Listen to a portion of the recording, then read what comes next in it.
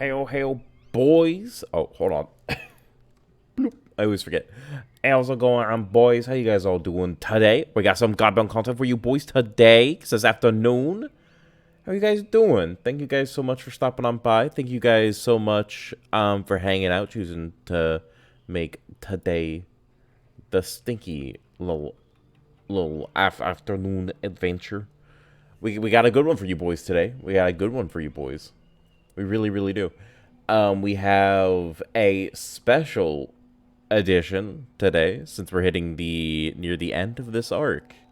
I'm really excited to see how this big climactic battle ends. It's gonna go hard. It's gonna absolutely go hard.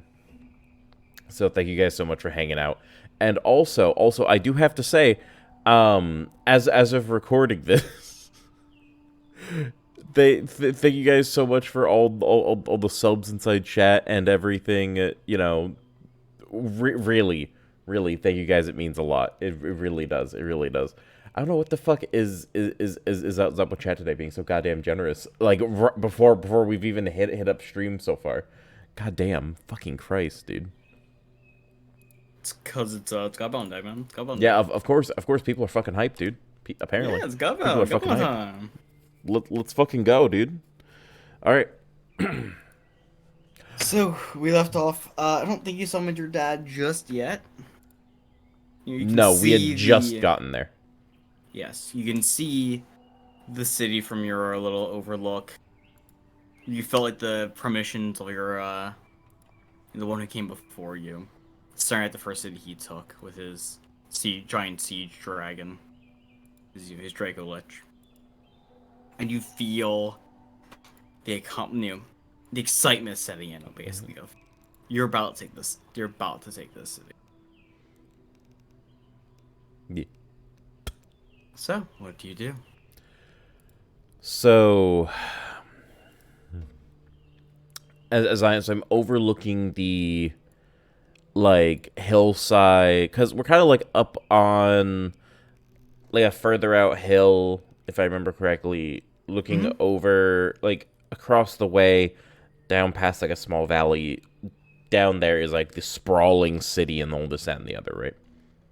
Yeah. Within like an hour or two, you can ride up to the wall, kind of thing. Yeah, yeah. So it's like basically tree lines right behind us, and then it's just kind of grassland and then just city. City. Yeah. Okay, gotcha. So what I'm gonna go ahead and do is I am going to take a look on out at this pasture as I look over as I kind of knowingly say towards Cole as I kind of like walk up just past them, looking off towards the city as I go, Sven. I'm sorry. God, I played so much Skyrim lately. I'm so sorry. I played so much Skyrim lately. My follower's name. I called him Sven. My follower in Skyrim is called fucking Sven. And I played too much Skyrim lately. I'm sorry. The funny thing is, What? the sun god's name is Fen. Are you fucking kidding me? No, we went over this. We're coming after you, Sven. No. No, I apologize. I apologize. Hold on. I'm gonna walk past him and I'm gonna go, Cole, I hope you are ready for the biggest fight of your life. This battle will be legendary. And this will be the first step towards a sequence of events that will go down in this world's history. And will be a tale sung of for generations. Are you ready? You can see him kind of almost like shaking a little bit as you can see the nervousness around him. He seems to take a deep breath and steel himself. With all the accomplishments that we've achieved. I believe this will be just another stepping stone for us. He nods. As he go ahead and raises his skeletal arm as he looks on over at the city, raising his hand up into the air as he says,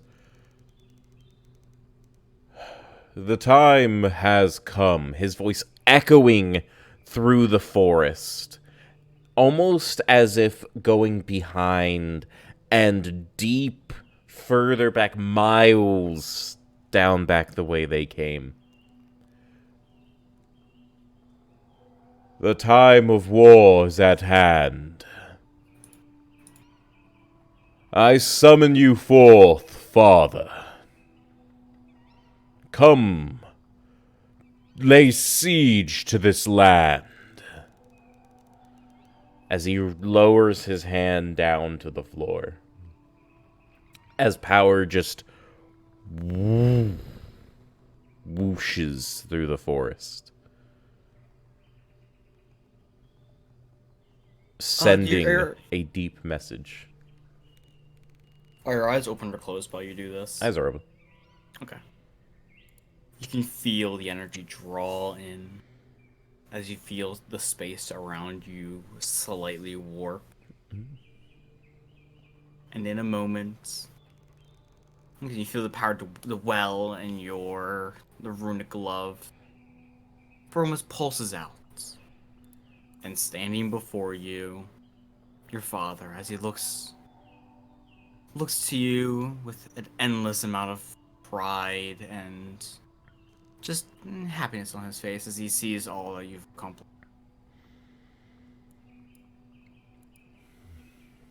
He walks towards you, he puts a hand on your shoulder, and warmly says, "To think that you push them back to this degree, this quickly.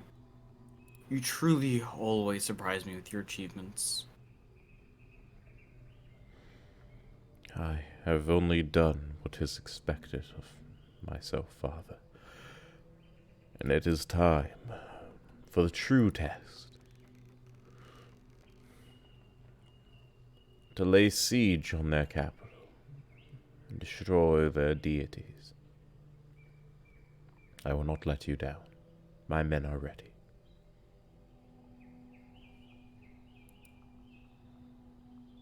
He nods to you. "It is likely that we've already been found out, so there's no point in being stealthy about it.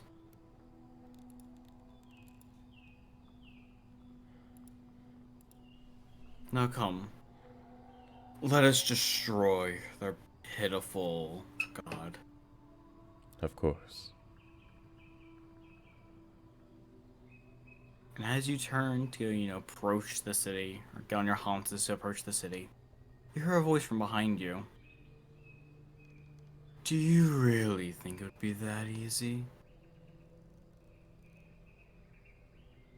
What do you do? Also, quick question, James. Yeah. Did you forget about the other power on the glove? By the way, did you forget about that whatsoever?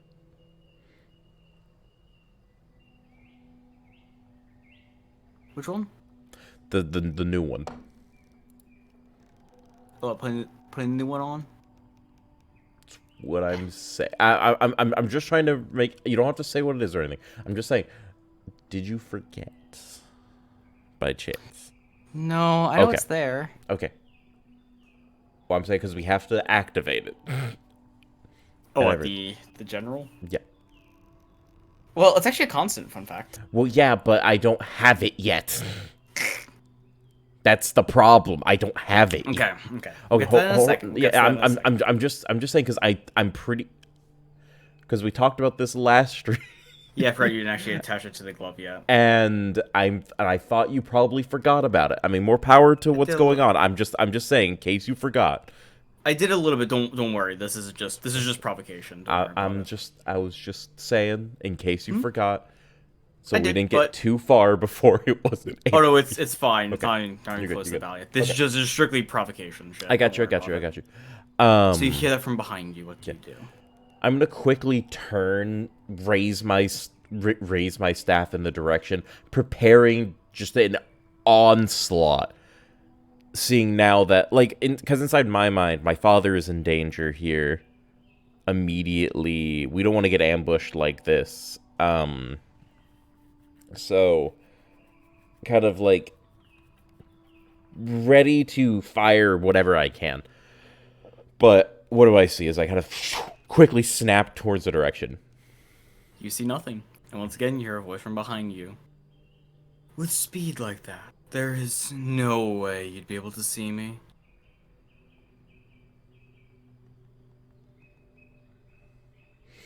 I'm gonna reach into my fucking bag, grab out my sending stone, and immediately call out, "What do you see?" As he just like There. he's basically turning around back and forth. Before you can hear a response, your father looks at you. He isn't actually here. Sven is a prideful man, and he likes to provoke his enemy. He likely sees us from his walls and is just simply using a gift to provoke you. And what's gonna hear from a voice, a disembodied voice. Aw, don't ruin the fun. See, I put the stone back as he kind of just looks on up a bit. As he's like, "Pathetic god. How dare you simply use tricks instead of coming out here and fighting us like men? I guess there's no matter, though. As you know, we will meet soon enough." Well, I will come out to you and fight you like a man. Once you get to my walls, we shall have a proper fight for this city. My army and my power versus you and your little posse and your dear father.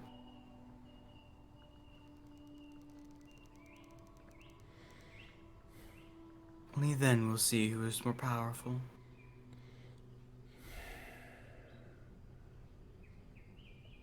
He's just got to look over at his father.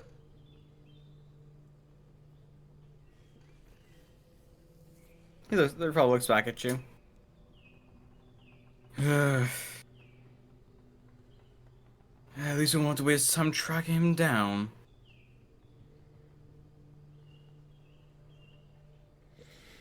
As much of a tyrant bastard that he is, at least he'll fight his face on.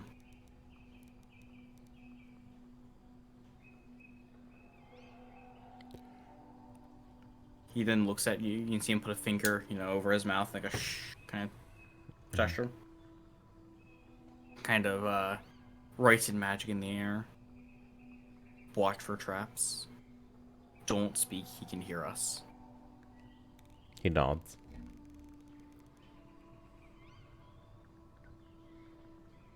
He kind of just, like, nods over, basically back to the camp.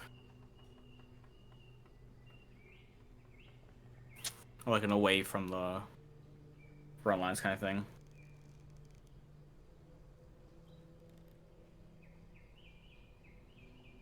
The good thing is that he will likely wait for us. Within reason, of course. So, if you have any last prep to complete, I recommend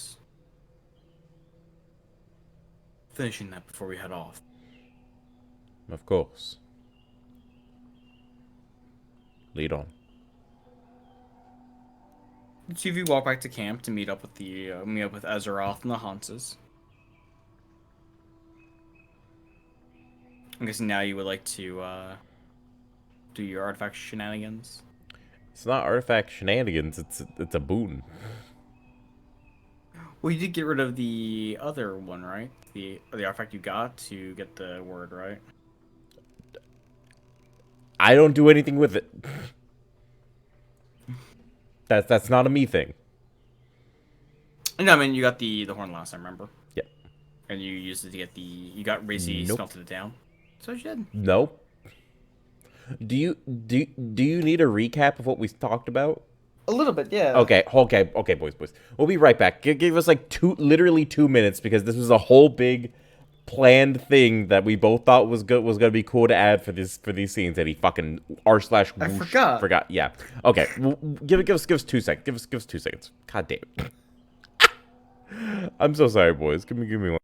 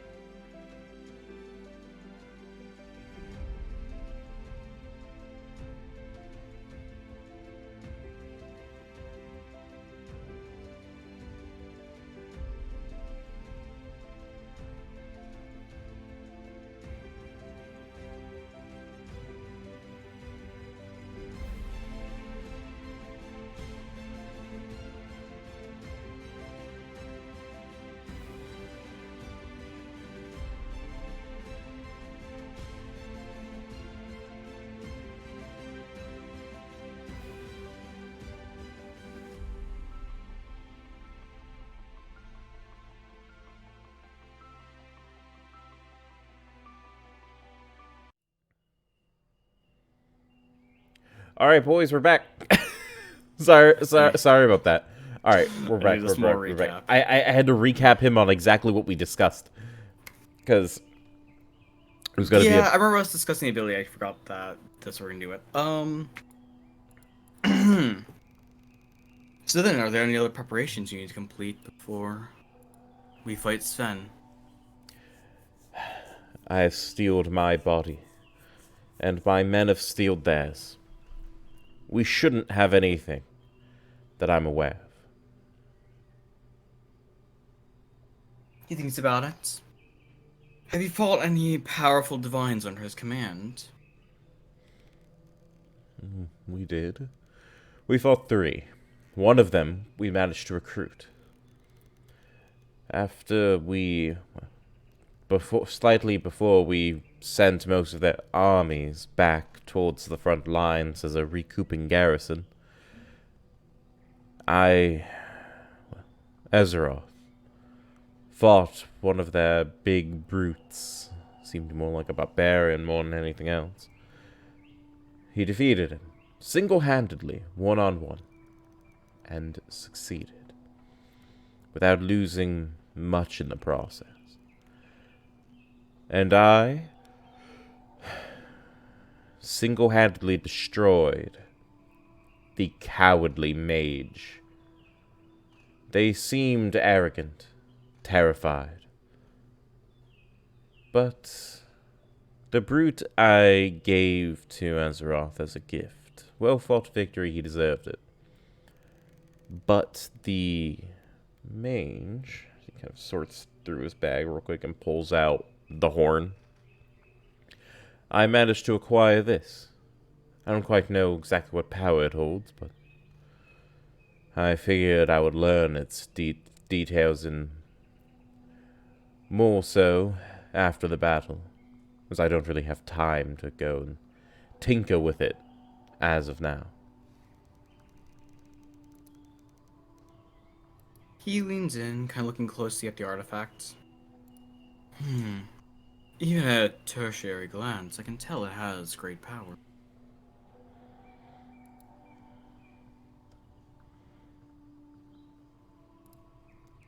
He offers a hand out. May I take a closer look? He just kind of looks on over at it as he looks up at his father and quickly, like, hands it off to him. Of course. You see him inspect it closely, probably using magic to enhance his vision as he looks over the item. The mage may have been cowardly, but this artifact is quite powerful.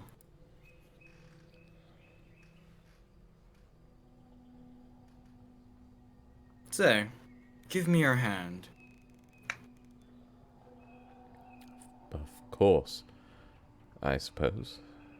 Kind of hands his skeletal arm on over. He has the artifact in one hand, your hand in the other. In its current form, it would be quite awkward for you to use in battle.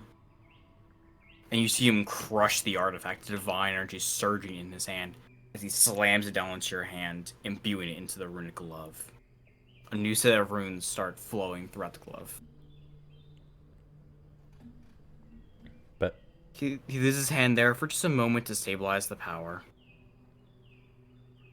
His magic interweaving with the divine runes. The sporadic runes stabilize and slow down to the speed of all of the others. There. That should prove quite useful to you in commanding your units. kind of looks down at it. He's like, what does this do? You'll notice that the knights that serve under you will now be quite a bit stronger.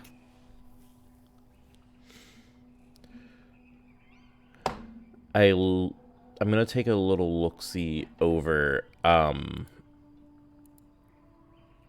at Azeroth and Cole before looking back at Father. Go.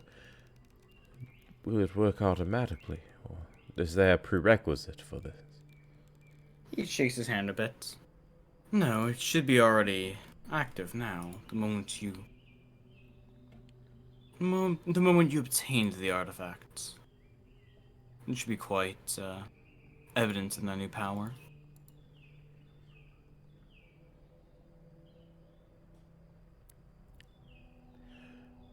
Kind of takes a look over at Ezrath and takes a look over at Cole. Do they look any fucking different? You see them both kind of looking at their hands, like, thinking about it. You see Ezrath pull his sword off of his back. You see him take a swing at a tree. You see him swing once, but suddenly the tree is in many more pieces than that, as each slash is with absolute precision. He looks at you. My movements feel smoother. My eyes feel clearer.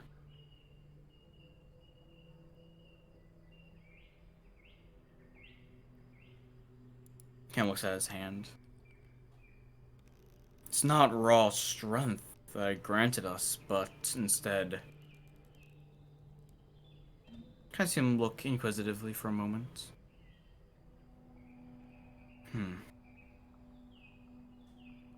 I think with this power, very little in this world will be able to stand against us. I'm gonna take a look over at Cole and go, what about you? What is your capabilities now? You seem to think about it. Well, you can kind of create the three little motes of flame. Squints his eyes slightly. You can throw the fireballs. They weave around a tree and nail a squirrel behind it.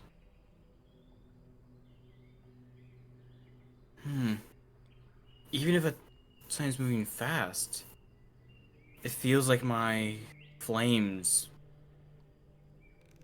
track the target themselves now. Good, good. I find this will serve us quite well down there.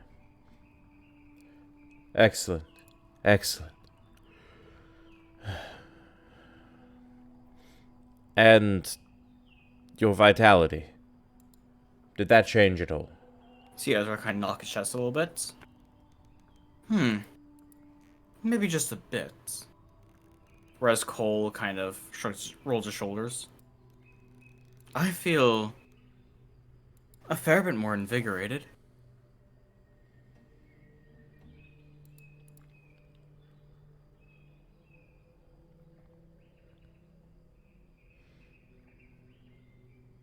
Oh, I also forgot that also applies to Chance and Hans, as well as Steve and everything else. Well, it doesn't do much for Steve. She just gets like 1 more HP. Yeah, it's 1 HP, but still 1 HP, you know. That's true. 1 HP Chance and Hans are is decent more powerful. Yeah. On the other hand, Azeroth is now even more a monster. Chance and Hans have 30 hit points, dude. Unironically, they have 4. Azeroth doesn't have that much. He has like 20 something. Well, Azeroth with his drone has 32. But well, yeah, but that's with their drone, but still. He can also reroll that every turn. So, I mean, Azeroth go burr. Okay, that should be good. So. Beautiful, beautiful. So keep in mind, they also automatically know,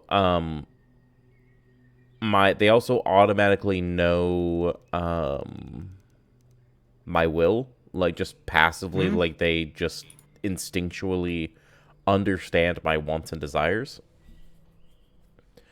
They understand your want for a goth GF. God damn it. But for reference, I don't think right now it's gonna matter too much, but I do know their current position no matter what. Yeah. It's a useful thing to have in your back pocket. It's in case they get separated, yeah. I mean, sure, furiously retype some stuff, because that totally wasn't going to come up. So, what I'm gonna do is look over at my father and go, "Thank you. This new power shall serve us quite well. I would have never even attempted to master this in such little amounts of time. I figured it would have been better to serve that energy towards learning its effects at home, and then doing whatever is necessary afterwards." He puts a hand on her shoulder. For the fight ahead of us, it'll be quite useful. I see. I'm unsure of how many gods he has still under his reign. Seems like he's been throwing them away. Like disposable pawns. So at this point, it might just be the wrath of a desperate god. And one thing to always remember. Always fear the one who has nothing left to lose. Because you can never be quite sure what lengths they will go to. No, I understand. Oh, yes. Hold on. I had a plan, actually. There was one preparation that completely went right over my head after all of this excitement. Ezroth, come here. Bring me your blade. Ezra, he walks over to you and lifts up his sword. Hold your blade out. Bring the flat horizontal. He brings the blade out, flips it so it's basically a table type thing, yeah, because it's quite a wide blade. He looks at you inquisitively, like, what are you going to do? So what I'm gonna do is I'm gonna put my hands on over the length of the blade where I put those runes on it the first time around, for Wizard's Wrath, as I will proceed to have the wind begin to billow out around me. Shadows wisping out from within my clothes, down through and around my arms, almost like snaking tendrils, as they eventually leave my fingertips into the blade, surrounding its outside before concentrating around the blade's runes itself across the length. As he quickly etches a second set, moving his fingers across, almost beading light through, little by little, rune by rune, as he goes through. The wind begins to pick up around them as it swirls around the blade. The blade itself begins to pulse with light as the runes already present begin to glow and fade, almost like breathing. As ice begins to form around, you said he put it down on a table, right? He put it out like a table. Oh, put it out like a table. Okay. So his gauntlets and whatnot begin to ice over slightly, almost like frost across the outside, snaking out from where the blade is. As by the time he finishes, he then lifts up his finger,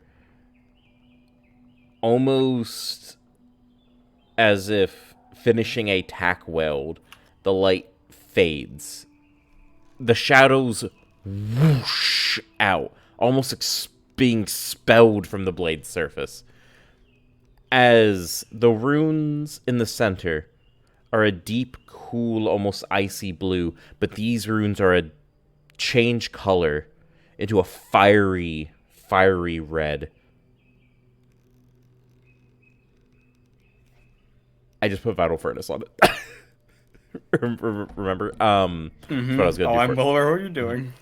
You see him look at the majesty of his blade. And you see him close his eyes, breathe in and out. You can feel that little mote of divine energy he has within him from Peak Human. You feel it surge as the frost on his gauntlets glows gold as he prepares and swings the blade into the air. You can feel its energy grow stronger as the wave of energy he throws into there is unlike what you've seen before.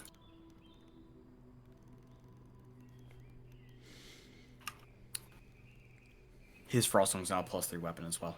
Oh, fuck yeah, let's go. Does it matter at this point? Just gives plus a little bit of damage. I mean, he auto hits everything anyway. No, it's a higher plus to hit as well. It doesn't do matter. Nothing to his damage because he does. Oh, he's rolling straight. Actually, and it does actually do shit to damage. It does do shit to damage. Not a lot. No, not a lot. So I'm gonna look at him and go, "That should serve you well. Do you remember?" As he kind of like raises his skeletal arm, the time ring across his middle finger, kind of like points it towards him as he says, "Do you remember the ability I use on this ring that lets me reverse damage?" He nods. "You can now turn back the swathes of time, burning forth a vital furnace within you, expelling all ill and injury as if it never happened. All you must do is wield that sword and demand its power, and it will beseech you." He nods as he stares deep into the blade. "I will wield this power well, to be your sword, and to never fall in battle." You know what kind of fucks me up here? Doesn't he have Undying too? No, he doesn't have Undying. He's not that bullshit yet. Because imagine Undying plus Vital Furnace is just... You can't die. You physically can't die. He also rolls his bonus HP back every turn. He takes half damage from all magic, and he has a special little good we gave him last time of Heroic Alacrity. he has 2 actions a turn now. He's an anime pro tag, dude. Yes. He's an yes, anime he pro is. I'm terrified of him now. He's an anime pro tag. He has the power of God and anime on his side. Yes. Anywho, so what I'm gonna go ahead and do is look at him and go, "You will be Cole's noblest of knight, Ezra. I'm proud of you. Use this gift well." You see him pat Cole on the shoulder. I'll make sure he doesn't fall in combat. Nothing will harm him on my watch.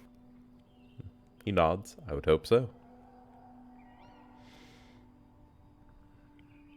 As he turns back to his father, "That was the last preparation I had. Nothing else should be necessary. Whenever you are ready, father, it will be time for war. In its fullest, most cardinal extent."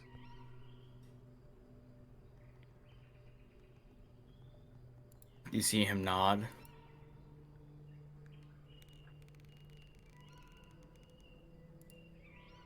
With all of us here, I doubt any of them could even come close to defeating us. My son, who has achieved so many great things in such a short amount of time. His paladin.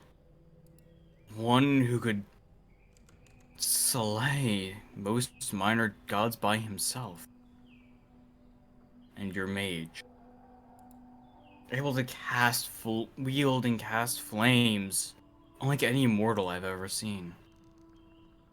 No matter what army they bring to fight us, all of them will be burned to ruin. Now, let us be off. He just kind of nods and follows.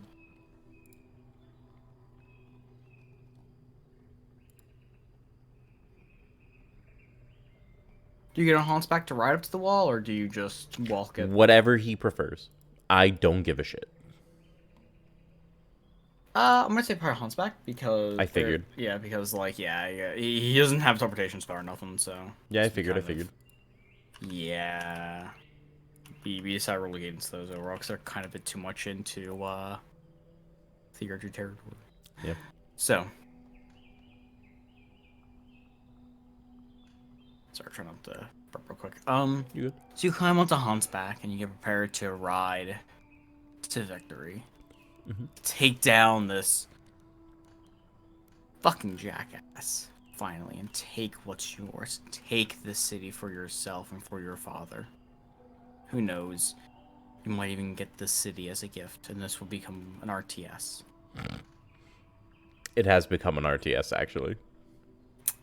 Yeah, but it's not the last game. Well, it's kind of just become, you throw shit at us and we just kind of say, you kind of just describe anime battle and GG easy. It was entirely the fault of Ezra. Anyway, though. So, as you ride towards the wall, you can kind of feel the watching eyes of Sven. And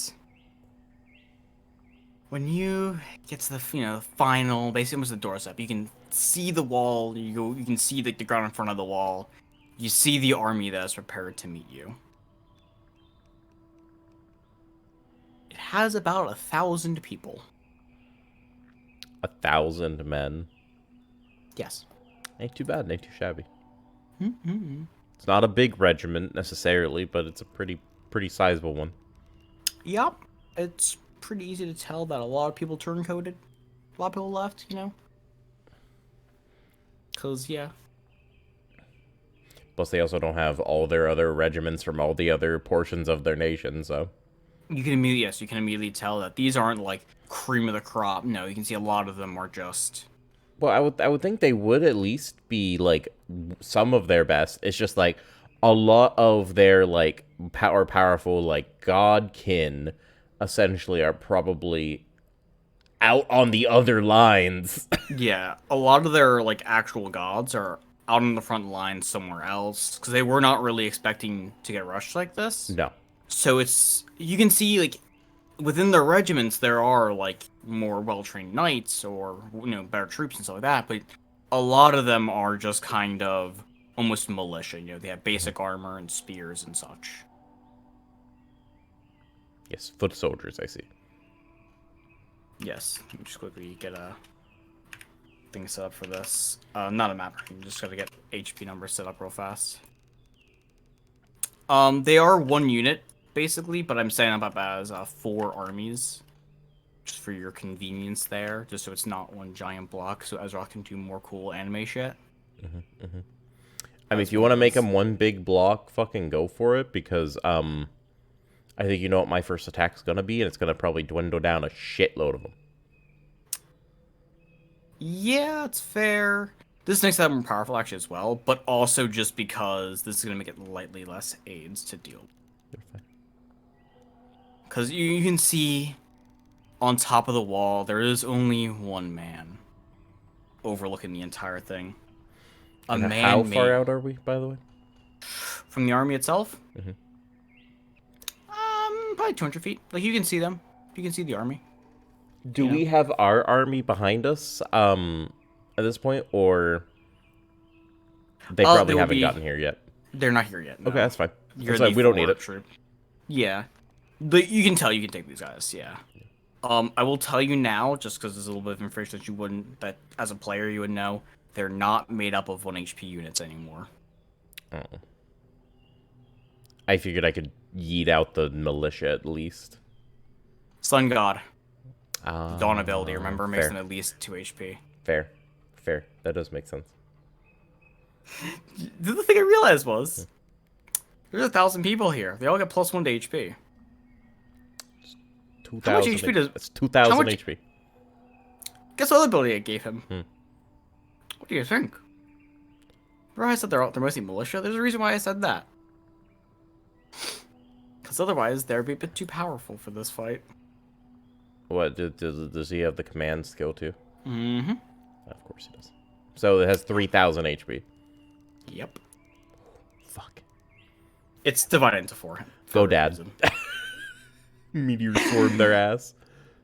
You say, like, oh, it's 3,000 HP, that's not... You've killed an enemy that has, like, 1,000 HP in, like, 4 turns before. Have I? Yeah. Damn. And only kills even pretty sure it's normal damage, too. Damn. Plus, regardless, it's a militia. They're gonna take straight damage no matter what. So I mean, fuck it. You have Ezroth here. It's fine. So you see just the massive army ahead of you, and on top of the wall stands a man, seemingly made of pure goddamn light. You can feel his arrogance from where you stand, as he just looks down upon you and your father. What do you do? Well, it's me, Dad, and 2 other men. So 4 men on horseback right now. Hansback. Well, yeah, Hansback. Facing down an army of 1,000 strong plus a god. Like a god. We look outmatched, I will say. Do you see him kind of step up onto the wall? Do you see him make a single step off? Suddenly, he's at the front of his army. Of course, he has alacrity, doesn't he? Yep. Yeah, of course he does. Why wouldn't he? This is gonna be a good fight. I'm telling you. This is gonna be a good fight. Of course, why doesn't he? You see him kind of put the hand on the stomach, a hand out, as he bows, or stand back up. Now let's give the people a good show. Glar. As he pulls out, basically from his own body, a blade made of pure fire. Your father draws a line in the air. A blade made of pure magic appears in front of him. He doesn't pick it up. It simply floats by his side.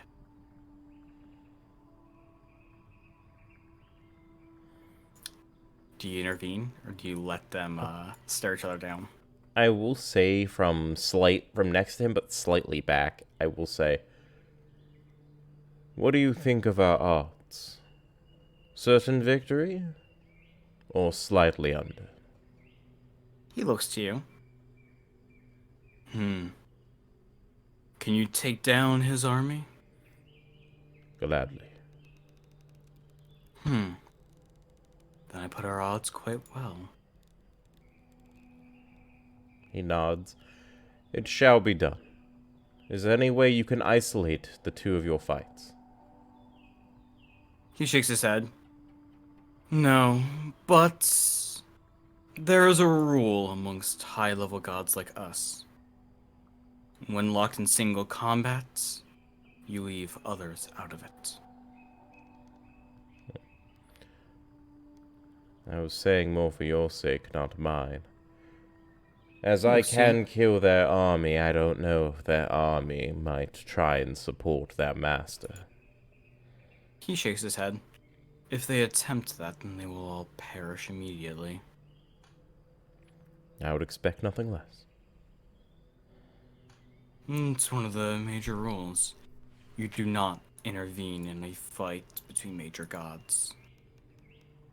It's an easy way to get yourself turned to dust. He nods. Now, he pats you on the shoulder. Do well, my son. I will see you after the battle.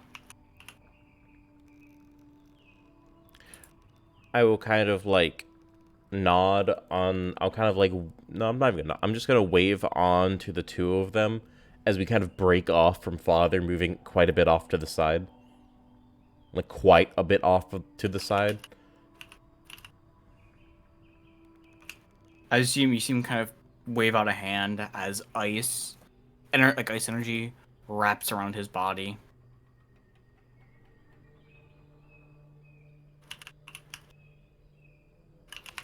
Just make sure I have all his effects active because he is a spellcaster. He has a lot of shit active. Yes, Armor of Agathis, you know, all the wazoo. I see. I didn't even give him armor of Agathis even. Oh, I mean, that sounded like Armor of Agathis. Flame shield or fire shield actually. But ice? Yeah, you can make it ice as well. Oh, Yeah. weird. Okay, fair enough. You can make it fire and get resistant to fire damage, or get resistant to cold damage, or have an ice shield that gives you resistant to fire damage. Oh, fair enough. I guess. Okay, weird. And yes, he will also cast Armor of Agathis at 9th level. I don't think concentration necessarily matters here. No, it doesn't. That's why I'm casting this type of shit, yes.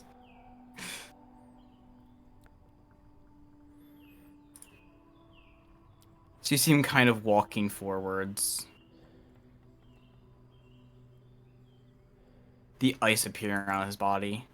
And for just a single moment, like you can see him, and the next second, he's just suddenly in front of Sven. It wasn't like he moved quickly, but instead just, for 1 second he was near you, and the next second he wasn't. Teleportation, I see. No. Oh. Time stop. Oh, shit. Fair enough.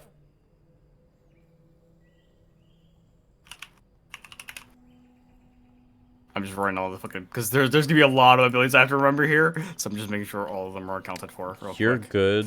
You should have done this beforehand, but you're good. I agree. I just wasn't expecting Armor of Agathis. I forgot about that ability completely. Wow, Armor of Agathis is kind of bad. In this context, at least. Anyway, so you see them both draw their weapons, prepared to fight. You see Sven's entire army is just kind of looking fearful. They're like, oh shit. As you hear Sven just cry out in rage, magic flowing to and from his body. You can see his just aura of light just grow slightly as his body becomes far more powerful than it was previously. I bet you can't even guess what spell this is. Not right now. Good. There's a moment, a very tense moment as the two stare each other down. Sadly, Sven, being a god of alacrity, is just a little bit too fast for your father. Yeah. That'll be Hence, fine. I'm not gonna roll. Yeah, he goes first because alacrity's a bitch. You know.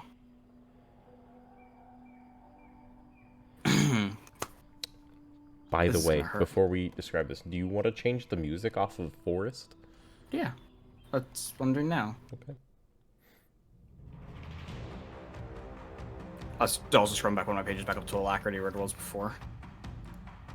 Because there's going to be a lot of turns here going now. Keep in mind, you can just describe this fight without having to actually roll anything.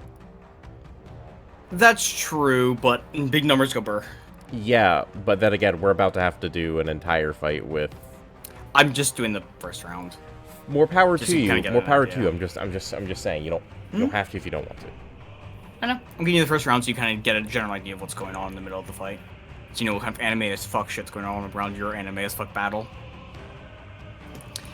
So you see Sven just banish his blade raised high directly in front of your father as he swings down. As you see some crazy SACs. First attack. 2, Oh, -3 AC, of course. 3. Both of them have -3 AC.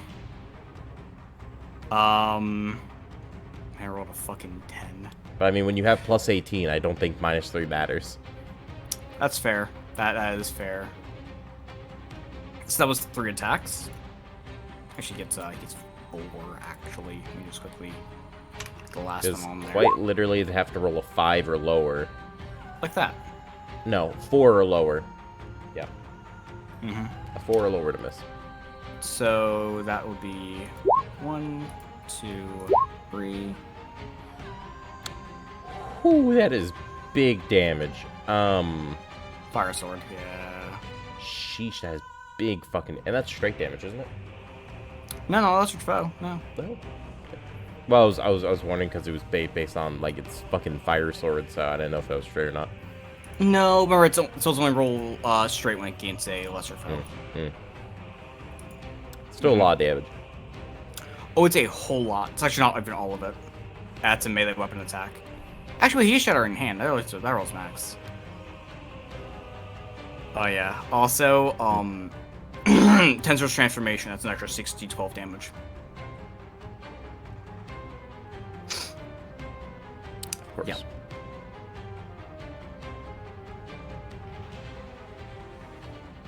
I got my calculator real quick.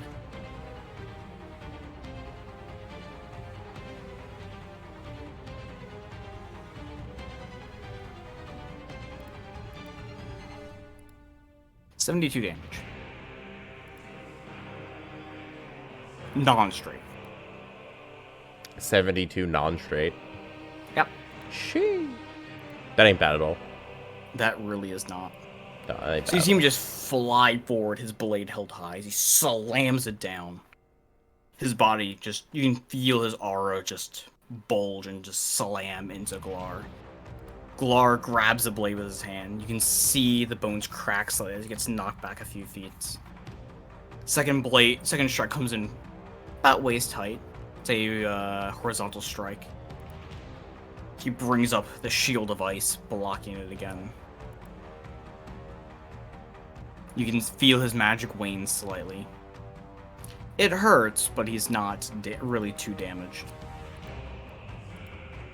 For the final strike is a thrust towards his chest, the flames surging out like a spike. He brings both hands forward, his energy coalescing in the middle, blocking the thrust. Before he can prepare his final strike, you can see the ice energy around him form into many ice crystals, firing at Sven to keep him back, negating his final attack. And that'll also be...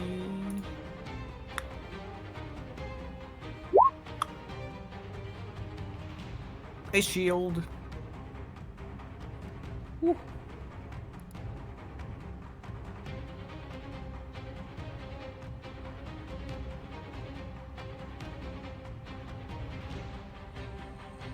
So,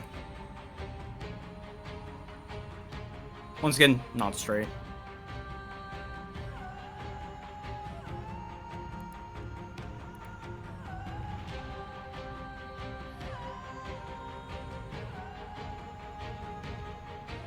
It's fucking burps. I drank way too much goddamn soda for this stream.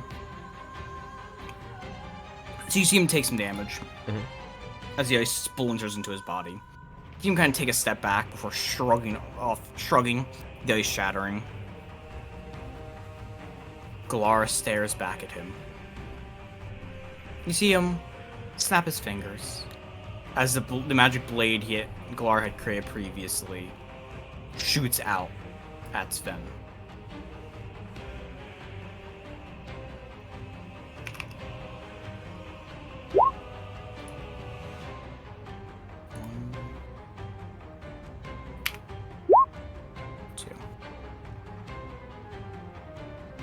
As it... I'm gonna just, Question, where does he get the Blade of Disaster feature from? Is it from Lexicon? No. That's a spell. Oh. That's a spell from D&D. He's also Fair gonna enough. use, Unfailing Fortune to reroll that 3, or that 4, rather. Of course it is. Naturally. He fucking failed in that one. Wait. That was salting away the luck. No, Unfailing Fortune is nat 1s, I think. He does have both. Of course, why wouldn't he? He has a bit of luck power, in him. Galar is a major god. He has to have some stuff, up his hand, up his sleeve, rather. So he rolls against a nat 1. There we go. And neither of those were crits, I don't think. Ignore the 4, that is incorrect.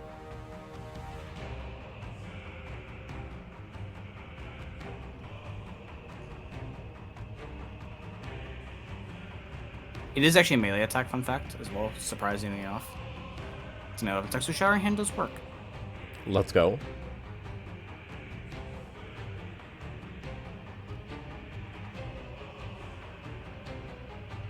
That is 32 damage. On his bonus action. As he just dashes towards Sven, you see him just raise his hand, covered in magic, as he thrusts it forward. It's got basically a palm thrust. The magic explodes out, shooting Sven flying back. And with that first encounter, the true battle between you and the army commences. The army charging towards you, them splitting to give the gods plenty of room to fight.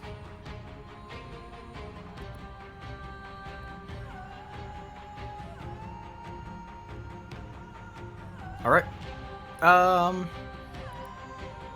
Roll me dex. Roll me dex? Sure. Mhm. One second. And get my. Success. All right, you and your boys go first. How barely was this? Jesus Christ, man! Deadass, barely. Okay, so what I'm gonna do is, if I spend a shit ton of influence, can I cast a spell way out of my range? What spell? I think the only spell that's appropriate to fight an army like this, in a scene like this, would be Meteor Swarm. Oh my god, just Black Flame, my guys. But giant meteor opens the clouds. I'll describe it good if you let me do. It's also very likely to hit the gods in the middle, though, is the issue. Not if I point it at their wall. Are you breaking down the wall or hitting the army? Both. Because you can kind of hit the back two. Like, yeah, but the 3 and crater's 4. gonna destroy the fucking wall.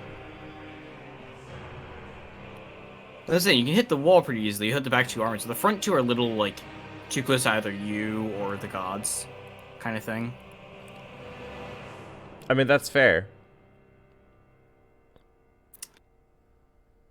You're spending influence on this, not effort. Mm-hmm. This is a miracle. This is an effort thing. Yeah. Okay. If you would like me to roll effort instead, that's fine. But I figured you'd like me to either permanently or not permanently use influence and just go, fuck you! Just cast big fuck off meteor. It make more sense for effort in this case than that. Okay. How much For effort this do you want me to once? spend? For this once, because your dad is watching, and you're like, I gotta impress Pop. 2 effort committed for the rest of the day. Sure, that's fine. I can do that. It's like a major, A major miracle. yes. So, do you want to just say I can do this? I can do a major miracle once per day. Do a major miracle once per day, but it requires 2 effort for that day, and until I take basically what amounts to a long rest, I cannot do it again. Also, But I can cast remember, any low magic. That is not wish. do remember, you're still constrained under the rules of how long it takes to cast the spell. Which is, do you remember, for 1 to 3, it's 1 action. 4 to 6 is a smite action. 7 to 9 is 2 actions. actions. So you're going to cast on this turn, cast on next turn. So this turn you start chanting, creating the magic circles, and the next turn you pelt them with meteors. I could still at least use Fray Dice, if nothing else. Oh yes, yes, it was obviously work. I mean, if anyone tries to attack you, or it's gonna be interesting. Well, I mean, I am still standing pretty far back. That's true. What he's going to do is he's going to raise his hands. They're probably going... Well, they're... Now, you know what? I'm going to hop off Haunt's back as I take 2 steps forward. As I raise my hands up to the sky, channeling in the power of a god. As I begin to weave a spell circle around me, the sky goes dark as a giant set of clouds woom on in. A giant dark, thunderous cloud erupts in the sky. Swirling in a circle, lightning crackling from one side to the next. He raises both hands as magic arcs from the spell circle around him, which is a brilliant, bright black, almost with specks of neon in it, as the white light peeks through the dark shadows, then turning into lightning, which arcs across him and off to the other parts of the spell circle. But other than that, it is a deep, bright darkness, as the shadows from around him loom across the ground and around him into the air, almost snaking through the lightning, which arcs around him. As he looks up at the sky, Cole gets the sense that this is not necessarily the highest tier of magic he's ever seen, but the greatest feat of low magic he's ever seen. That something, I think everybody here on the battlefield can sense something big is coming.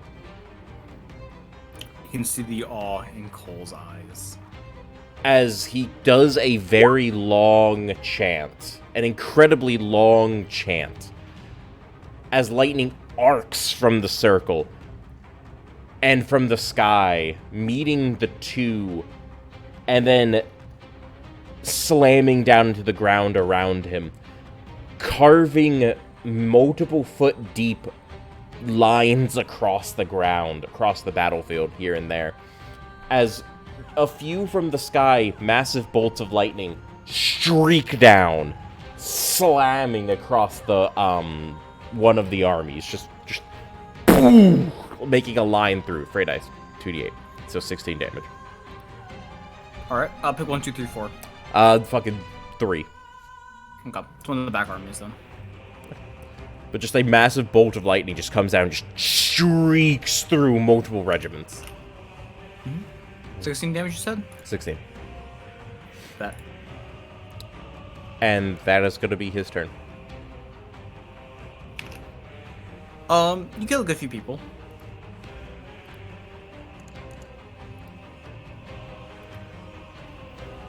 I just think Meteor Storm's going to be cool. It's gonna be very cool.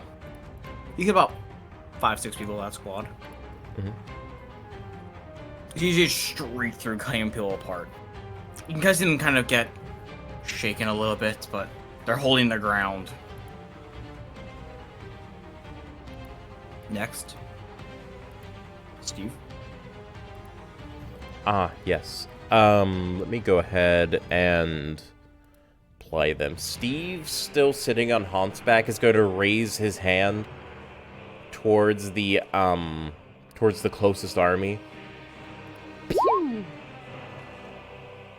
As he just sends a small pew up into the front line. Almost like a warning shot. 2 damage. Pitiful. That is pretty bad. Same army as before? No, just one of them in the front. Okay. Chance and Hans will Same stand shot. here to defend. Stand here to defend Draven, and that should be it for me. So Cole and Azeroth are next. Cole is gonna go first. You see Cole kind of game prepped. He raises his hands. As he is now going to, You wanna take guesses what he's gonna fucking do? What's he gonna do? He's gonna fill up the enemy armies. He's gonna kind of raise his hands. He's chanting something. You're not entirely sure what he's chanting. Actually, I should. Not gonna lie. No, it's not something he needs to chant. It's just Ah. he's using a gift. Ah, I see. This is Azeroth. Cool. There we go. As he does to double firestorm once again. Standard good attack. Double Firestorm? Let's go. Double fire. Double Firestorm? Let's go. Mm-hmm.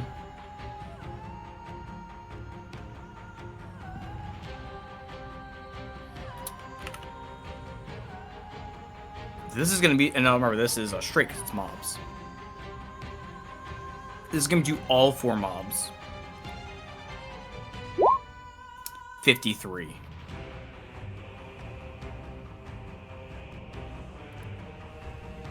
You can see that he's visibly winded after this. You see him 53, Jesus. brings his arms out. His eyes glow red. As you hear him yell, Firestorm! And from within your magic circles, you can see his eyes kind of glow as he takes inspiration from them. And from your dark clouds above, small motes of flame begin to fall from the sky, striking and burning many of those on the ground.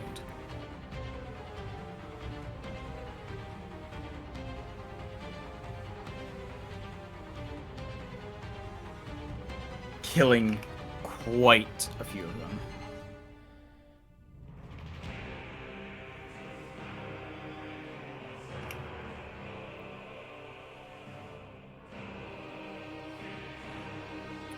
Oh, you know what's fucked up? I should have probably picked a different spell.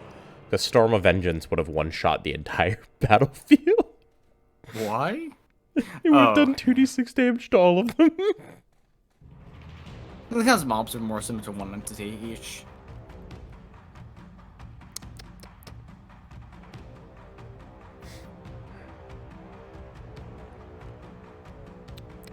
I'm just saying.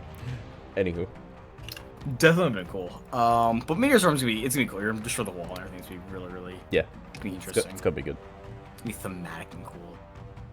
So after Cole just blasts the ever-loving hell out of the army, the man, the myth, the legend, Azeroth just walks slowly towards them. his blade nicely sheathed still on his back. As you see him just sprint into the middle of the carnage. You see him slide as he brings one leg up, slamming into the ground, causing the ground to tremor and quake as almost the entire battlefield, with the exception of the little island in the middle, naturally, just gets flooded with water, washing away many of the enemies.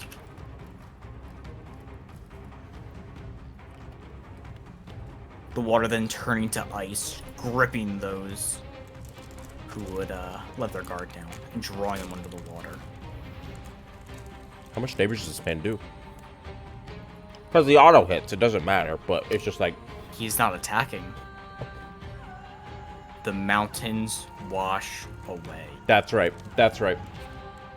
Sadly, it is a smite action, so we can't do it twice like Cole does. That is 6d8 to the front two. To the front two armies.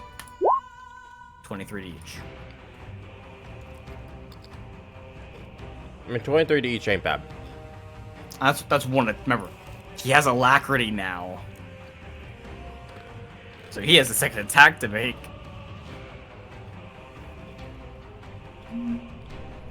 Honestly, though. What's up? Hold on. Don't worry about me. I'm just doing some quick maths. They all have 750 hit points each mob. No. It should be, because you said they're made. So Oh, yeah. There's 1,000 people with 2 hit points each. It's 3,000 Yeah, HP, 4 mobs. You want to say 750 hit math points on each. here? Hmm? Let me redo my math there real quick on the actual numbers.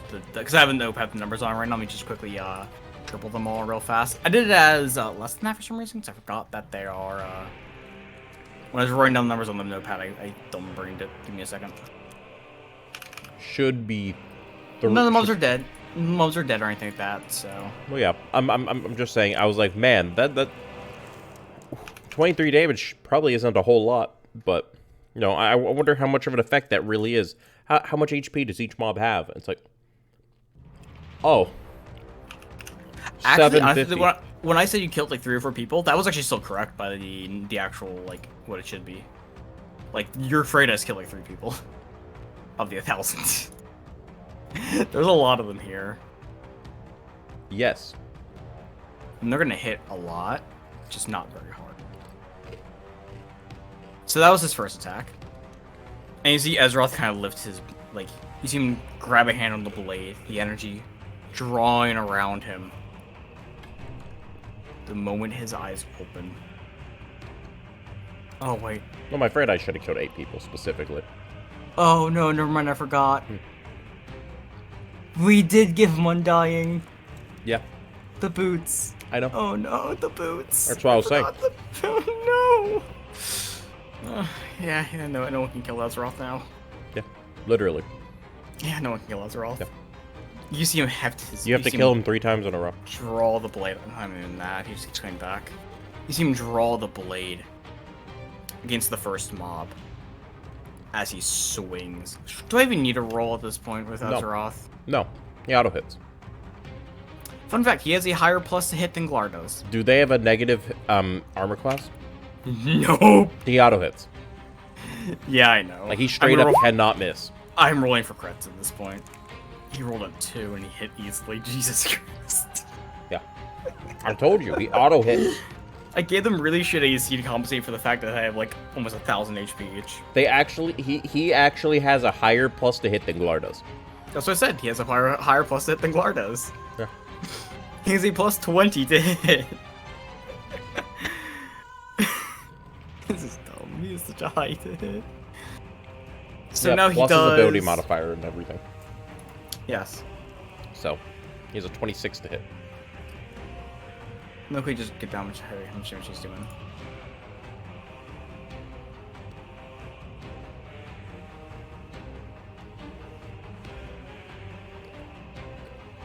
$37.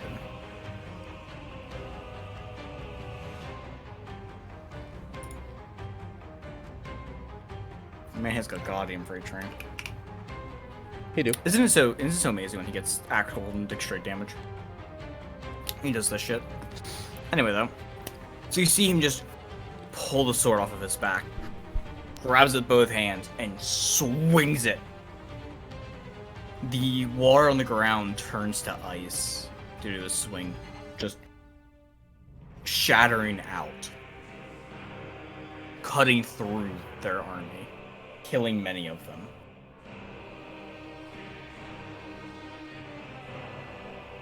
And that's the end of his turn.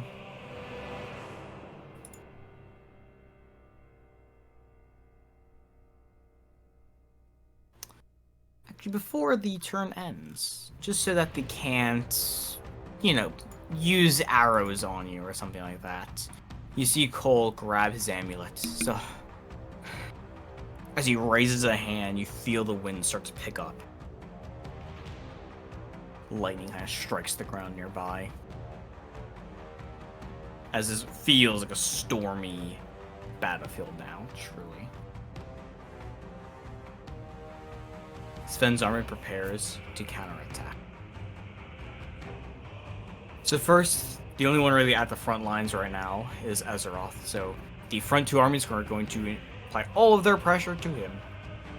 The others are out of range of you right now, as normally they would use arrows at this point, but they are defenseless in that regard due to the high winds.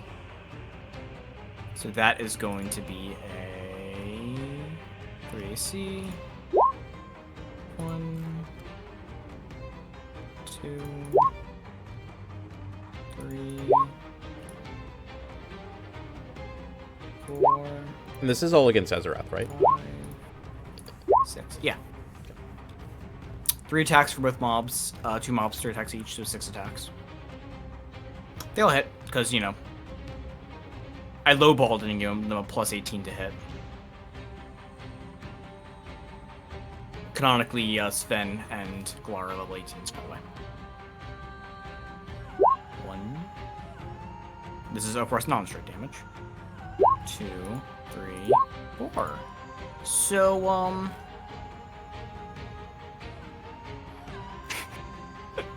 Nothing.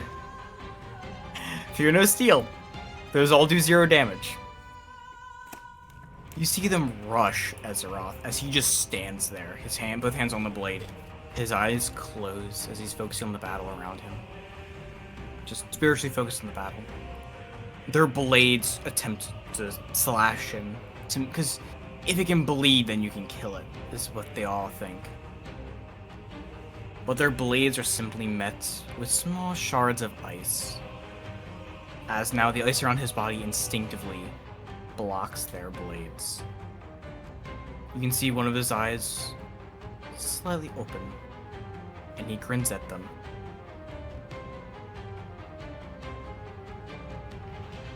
Don't forget, Stoproc's Cloak of Moil, plus his Freight Ice.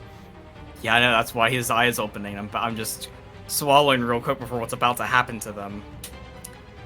That is 60 points of damage of Freight Ice. Oh yeah, man. Oh yeah, man. And swallowing it's the copium right now, dude. It's 2d8 per, what's it called, right? 2d8 for Cloak of Moil? Per use, yeah. Okay, actually, it'd be 30 for each of the 2 armies. So it's 30 for the first, because they hit first. They're going that left. This is going to be their Cloak of Moil. As he doesn't even move. You see just the ice spike out, killing all those around him on both sides. So for the second ones.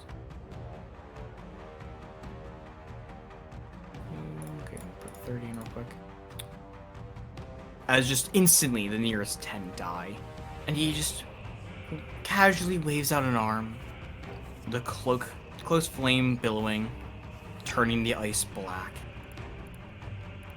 As you can see, trails of black water and ice snake across the ground, spiking up into people's legs before just bringing them to the ground, killing them instantly.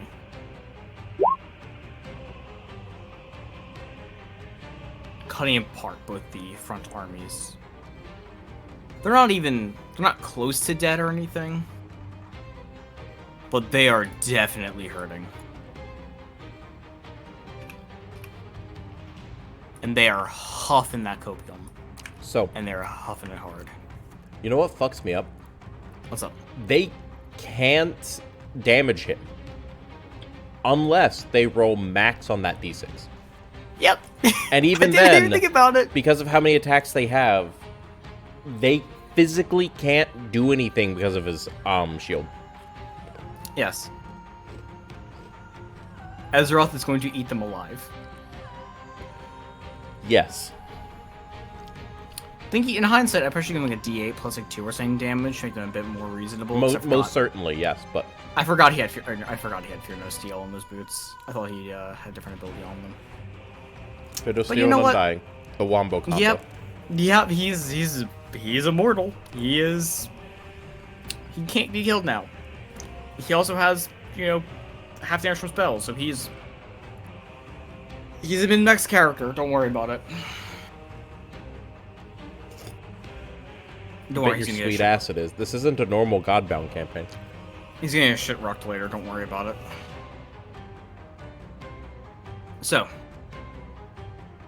after their attempt to attack, you still see your father and Sven locked in fierce battle. Their attacks, each of their individual attacks are still actually more powerful than what Azeroth has, surprisingly. So, what will you do now? Well, as you know, it is time. First of all, I'm going to use my Frey dice. And I'm going to have them, basically just arc down lightning from the sky. Gonna do another 16 points of damage across the board, just to one of them, probably the same one. And then, so, question: an 80-foot diameter sphere. So an 80-foot diameter meteorite is gonna fall on these bitches. How many how many is it gonna hit? Is it gonna be able to hit only one mob, two mobs? I was thinking two back mobs. Two back mobs. Okay. Yeah. I guess if it needs a little bit of a stretch, I'll say I throw it right between the two of them. Well, it's fine. It's just more of it's the two back mobs because it's less of a part thing and more of how close they are to you and your party. Fair enough. And you want to hit the middle guys, so you're hitting the wall and the two back ones. I mean, it's pretty easy to hit both of them and the back wall, or in the wall rather. So Saving throw. they're all good. They're lesser throws. They're lesser foes. Just don't worry about it.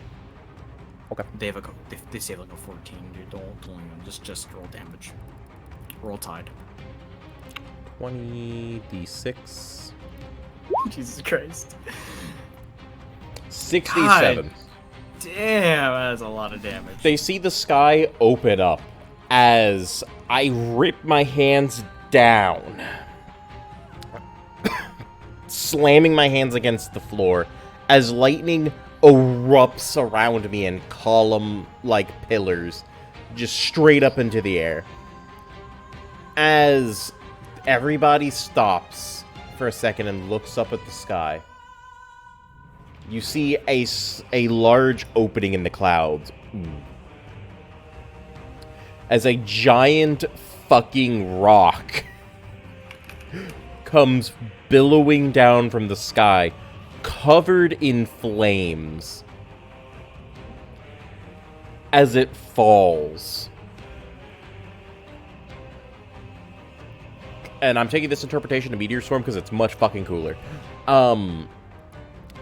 As a giant 80-foot diameter fucking meteor just crashes down on top of them. All they get to see is for moments, they all look up to see a giant fuck-off rock in the sky pierce the clouds And then, not even 10 seconds later, boosh! As the entire battlefield rocks and quakes. 67 damage.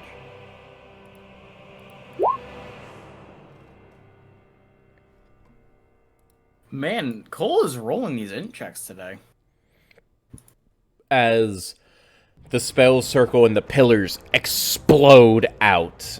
And as the meteorite finally pierced through the heavens, out of the plume of smoke, out of the clouds whoosh away, clearing the sky of all clouds, beaming light down once again right before impact. Boosh! Slaying quite a few people. That's 67 damage to both people. Like, to both, Yes, it was a lot of fucking damage. Put it in perspective, that killed about 23 people each. Of their force of 250, that killed about 20 of them. Considering they're double buffed by divine magic. If I do the math, it should be about 33.5. Thank you. Well, per squad. Yeah, fair enough. I was saying 22 Yeah. per squad, yeah. So it's about 40 something total. Because it wouldn't be 67 damage, it would be total. It would do 134 damage. Yeah, 67 each. But yes, you killed quite a few people. You see the wall kind of start to crack at the bottom of the meteor hits. Chunks of it start to kind of fall as the wall kind of starts to collapse and basically causing almost a landslide. I'm gonna roll 2d10 and do that straight to both of those. As the wall landslides into them. It's not much because they rolled low, but 4 more damage to both of them. Hey, it's something. They got out of the way of most of it. Yeah, like some of the back guys kind of get caught. It's landsliding, so they can kind of see it coming and get out of it. But a few of them do get trapped under the rubble and die. Next, Steve. Don't be a fucking disappointment.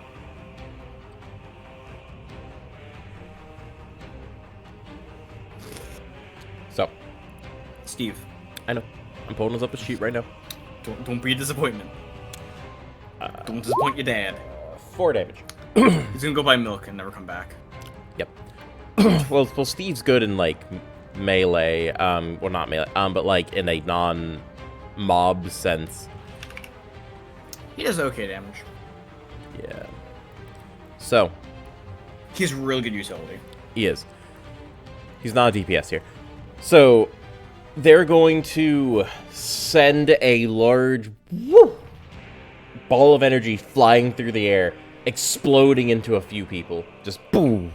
Another small explosion on the front lines. As, Chance and Hans are going to nod at each other. Chant and charge on Hans' back. Straight at the front lines. Now, these boys also have a +6 to hit. Means they have a +16 to hit. What's their armor class? They already have +10 to hit? Well, they already had a +10 to hit. Fair enough. 6. They're not hard to hit. So roll for crits. 16. Yeah, there's no way I could miss. Are they both attacking the same one? Yeah. Okay. 1 or 2. I'm gonna say whichever one's closer, so 2, I guess. Okay. And no, those are crits, so this is straight damage, by the way. 2, 4. You know what? I could have just rolled it as 44. Say 46, but 10, 11, 12, 13, 14. 14 damage total. Okay. As they just charge into the front lines. They wreak havoc as they just charge through the lines on Hans' back, dragging a sword down and cutting people down left and right. many falling to their blades, driving fear into the hearts of their driving fear into their mortal souls. I wonder how much damage we've done to them so far. A lot. Do you want me to calculate it real fast? Are you not keeping track? No, it's in 4 armies, so I would have to add all their HPs up and minus them in total. No, I think I'm good. It's just like, how damaged do most of them look? They're hurting. Pretty good? Okay. They're hurting. The armies are all done almost 1,200 damage. Fair enough. Okay, so what I'm gonna do is leave it up to Cole and Ezra to fuck shit up and take names at this point. You see... Well, Ezra's just on the front line, so just existing there, making everyone's life way harder.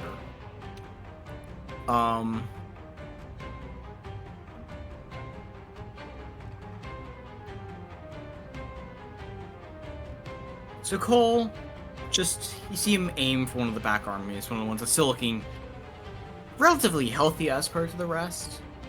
So I think most of them are they bloodied? Most of them are nearing bloodied, but one of them is still hanging on there. The back right arm is still kind of hanging on there. So you see Cole prepare to change that.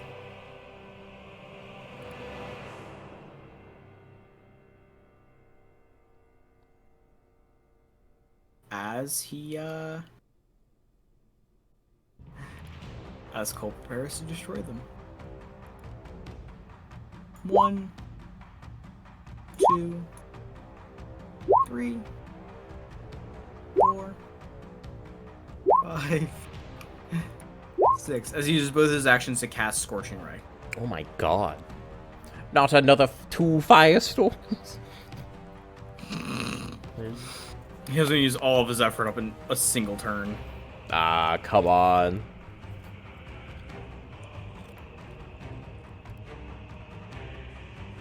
No 42, so no crits here, nothing.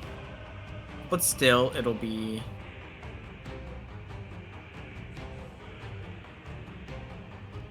$12d6. And it's straight, too. Plus 12 damage, too, because of the whole Hellfire Staff thing. It's 52 damage.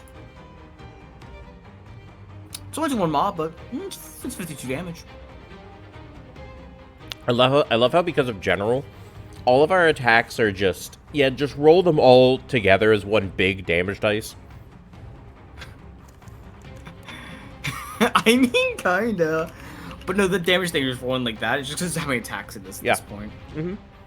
That's not a general thing. That's just and the fact that you know all of them are gonna hit, yeah. Well, he's already rolled hits. He's already rolled a hit. And for crits and everything like that. But now he's just rolling damage. Yeah, but you could just straight up just roll d20s, because you don't need to know anything else. That's true. That's true. Save yourself substantial time. Oh my god, it's awful. You know what the worst part is? If it's Cole, he rerolls ones. Yeah. So you see him just wave his staff as just a wave of fire slams into the back group, rending many of them. They're not bloodied, but they're about the same power level as all the rest of the hordes now. Like, they've taken substantial losses. Now, it's Azeroth's turn. Go get him, Tiger. The fancy gimmicks here. Man and his sword. As he prepares to fight. Actually, I'm gonna roll a d20 for, Boy Cole. Because he's rolled his d20s for today. He has not. He has not rolled his 3 d20s for today. None of them are interesting. Never mind. I was seeing if it's like a nat 20 or anything like that. Anyway. So, Azeroth proceeds to just... He's going to the same army as before. Army 1. Or Mob 1. The front left one. As he just sprints into it behind Chance and Hans. Prepared to tear it apart from within. You see him slam his sword into the water below, turning it instantly to ice as he draws it up, causing a massive wave of ice to rise up.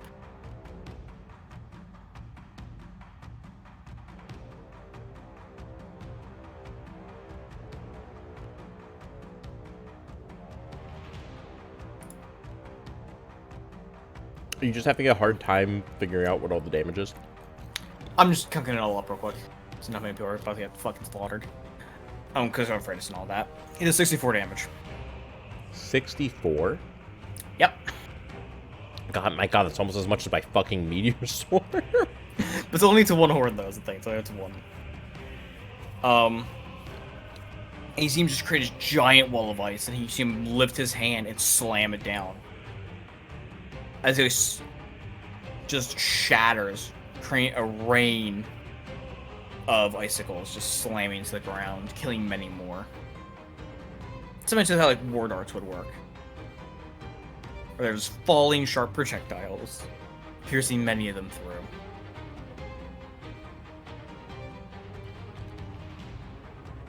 God, it's a lot. It's also bit bookkeeping as well, because I have to keep all of their numbers tracked. Uh-huh. It's a lot. It's a lot.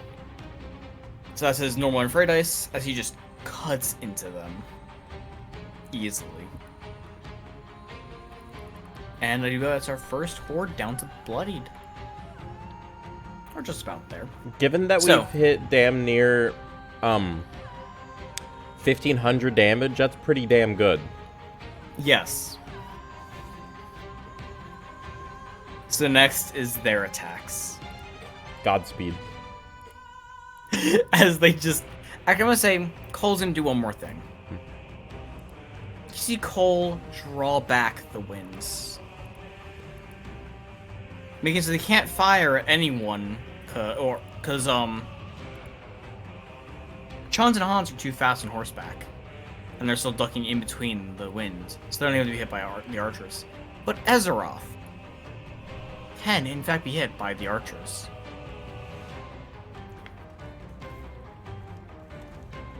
So that is... So, are the archers the ones attacking? For the back two armies, it's the archers. For the front two armies, it's the swordsmen. I see.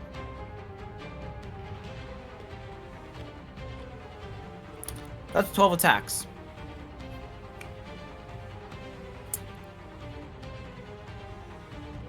As they all attack Azeroth. That's a hit on all of them. Yep, no, not one's it's a hit on all of them. And that'll be 1 damage, 3 damage. And -1 on one of those is 3 damage, that's gonna be regenerated next turn. I'm just gonna roll a d8 now. Because I don't think he even has to use Vital Furnace. He takes 2 damage to his shield.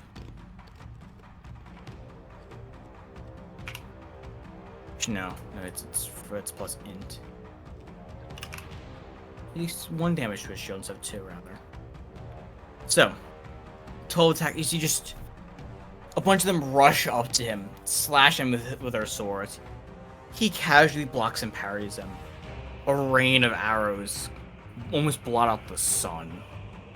You see him bring his hand over himself. The cloak of Moil, the shadows, and the ice protecting him as all the arrows collide with his shield. Question. If the back two armies are pelting him and he's in the middle of the front two armies, are they also pelting the front two armies? Technically, yeah, but mechanically, no. They're mechanically making a ranged attack. So they're probably gonna fucked anyway. Doesn't make any sense to me, but okay. They're all dead men anyway, don't worry about it. Divine accuracy. Divine accuracy. They have a plus like 18 to hit right now. They're kind of just, they aimbot at this point. Like when you have a plus 18 to hit, you don't really miss anymore, and your arrows just kind of ghost. So you pull the bow back, you think about who you want to hit, you let the arrow go, and it just flies where it needs to go. Like, yeah. So that'll be a nice 30 damage to every army. As all of them are kind of fucked right now.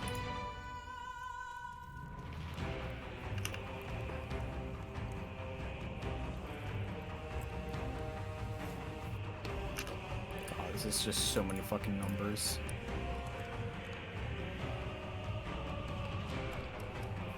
Like, not even counting Shadow Moil, just the rest of it, just a lot.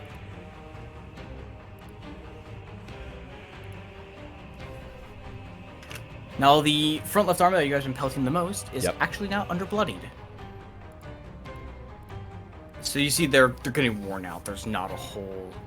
They're getting low. Like, why won't you fucking die? As they keep beating you. As you see him just stand up, the flames coating his body, you just see this devilish smile form in the flames. And suddenly, you see him stick a hand out, the flames surging forward as he just drags his hand across the front two crowds. Both of them taking 28 damage. 28? Jesus Christ. What are you expecting? They attacked him 3 times in a fucking row. They're taking a lot of damage from Shadow of Moil. That is true. You know, they casually... Plus his Fray Dice are hot. That's what I do as well, yeah. They casually took 30 damage from Fray Dice, by the way, each. Ooh. So all 4 basically just took 58 damage. Front 2 took 58, back 2 just took 30. Shadow Moil has a range. That's wild. It's a lot, though. It's a lot. After they have all flung their eyes, you just see unending fear in their eyes. They kind of... Actually, I don't think they can. They're gonna attempt of Iron General? They're gonna attempt to roll... Yes, they could actually have a morale issue with Iron General active. Can they? Can they lose morale? No. They have to roll maximum, because the morale of 11 is 2d6. So they could technically, if they roll a certain way, I think. I forgot about the Dawn one. I'm not sure if that's a flat or a bonus. So that's 11 from that. And Huadon is... Nope, morale 12, never mind. I forgot Huadon's actually morale 12. Iron General's 11. Good. I'm gonna roll morale anyway, just because. Just to see how they're overall feeling right now. They ain't feeling too hot. But they're confident. You can just see the magical, like, divine bindings on their bodies, forcing them to fight further.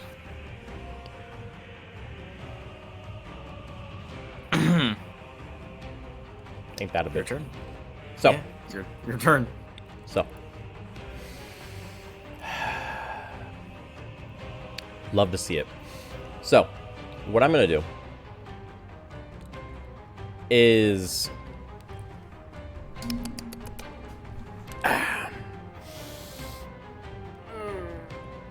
Okay. What I'm going to do is wave my hand on out. Now question. The, Black Flames of fucking Death. Yes.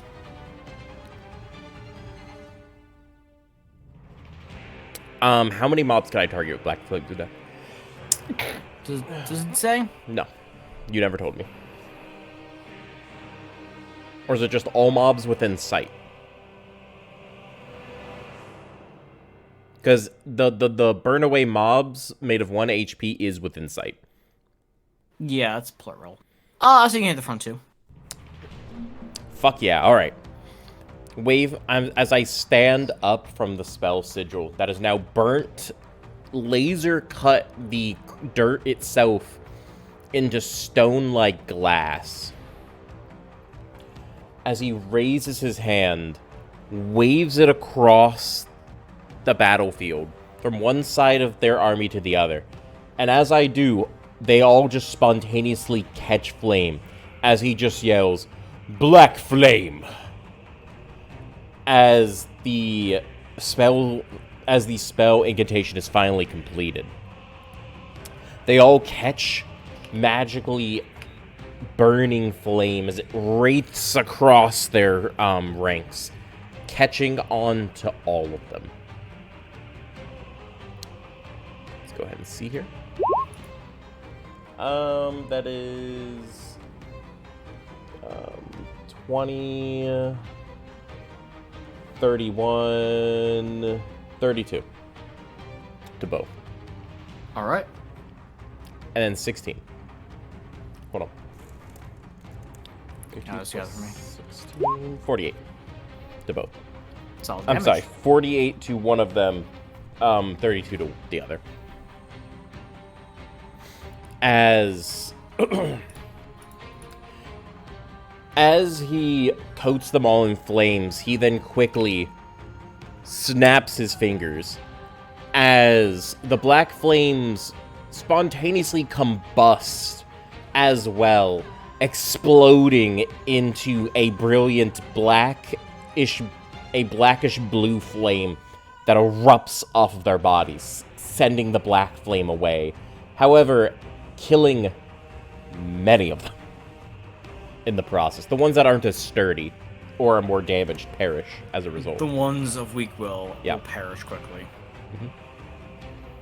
And that is my turn. Steve. Don't be a fucking disappointment.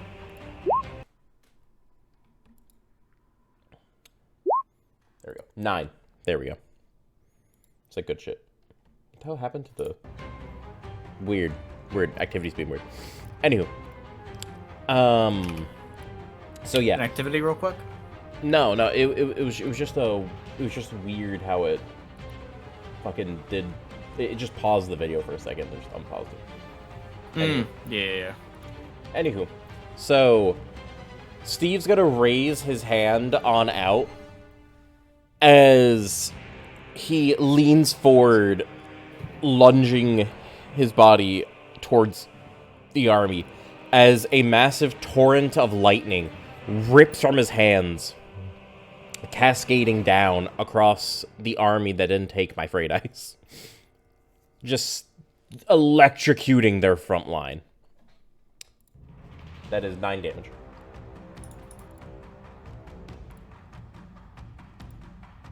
All right. They are all definitely feeling the pain right now. Chance and Hans will go ahead and roll 4d20. 1 nat 1. Cole, cough. You want to fix that? Oh, yes, he will. Okay, good. Then that is 46 to the same horde that they're fighting. That is 15 damage. I don't remember where I placed what dice he has on there, but I'm just gonna say 3 times you can negate nat ones. Basically, at this point. Essentially, that's what we're doing Yeah, here. basically at this point. Okay. That's all they can do. 15 damage to the same army as before. And then it's Cole and Ezra. Since I forgot how much the baby damage they deal in comparison. They're just greater undead. Yeah, I'm saying, like, at first we were like, oh, wow, this is pretty strong. Now they're just... Cole exists. As you see Cole raise his arms. Oh, second use of his, unfuck ability. As you hear him chanting his spell. You can see the moments of fire appear, the 12 moments of flame appear around him, forming into spears of fire. Let's go. As he opens his eyes, and simply says, "Burn them all away." 59 damage. Holy shit, that rolled really high. That's a lot of fuck. That's a. Backward army again. He's just gonna slam back into them again. They're not allowed to live. You know what fucks me up? There's this 1,000-man strong army fighting 4 guys. Mm-hmm. I'm sorry. And they literally can't kill Ezra. 4 guys, 2 undead, and a servitor. Ezra could be here alone and win. Because they Quite literally, yes, he could be. Cole hasn't even used a leveled spell, really. Well, he's used Scorching Ray, but he hasn't used one that's actually going to use spell slots away. Hasn't even used Spiritual Weapon. Hasn't needed to. It wouldn't do much anyway. Yeah, do some extra damage. It's like D8 per turn. A little bit, but eh. It's not significant. Anyway, Azeroth. You see Azeroth, once again, stand there, sword planted firmly in the ground, as he looks out to the enemies. What fucks me up is Azeroth does all of this in just 2 normal ass attacks. Have the tide washeth away. Have the tide washeth away. How much effort do you have left? And you know what? This first scene, so why the fuck not? He's gonna... You see him kind of let go of the sword and just slam his foot back into the ground. Once again, causing just a massive rush of water. Hitting the front 2 again. 20. Welcome to the meat grinder, boys.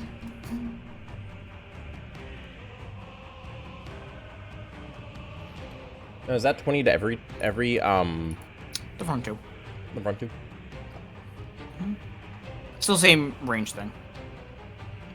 It only has so much range on it. I just can't reach the back guys because they're still too far away from him.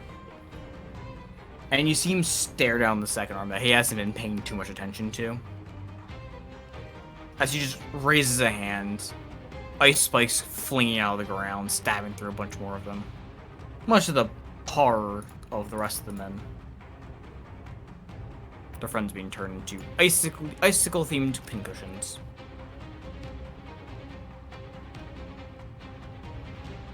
For looking back to the first army.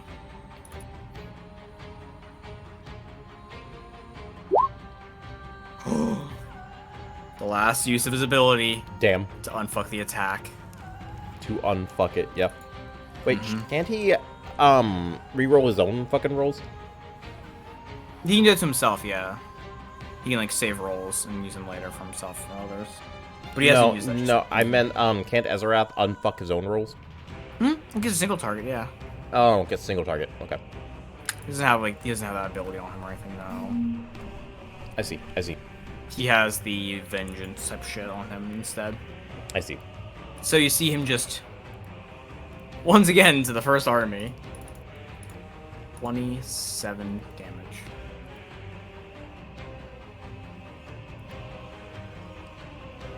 They're under 100 now. 100 HP.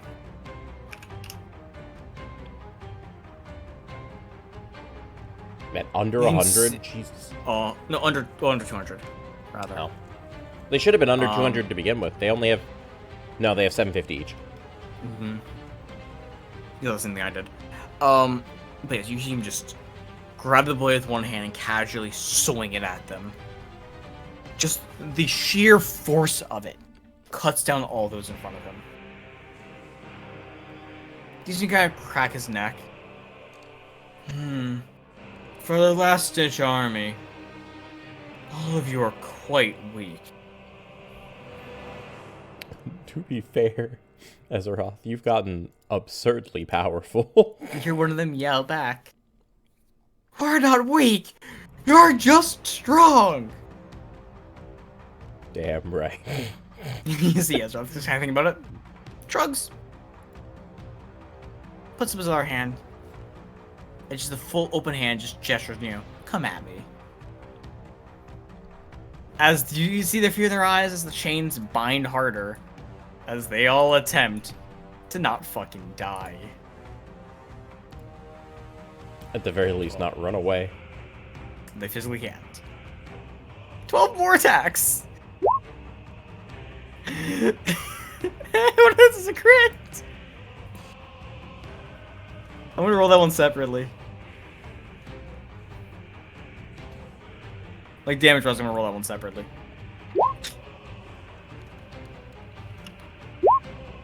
Wow. Hold the fuck on. Did this man... Huh. What's going on here?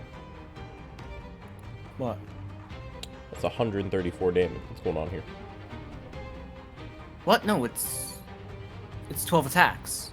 Oh, it's 134 damage. What's going on? Nah, I'm just fucking with you. I thought you were legit. Oh wait. No, I'm just Nah, fucking with they. Okay, good. No. That comes later.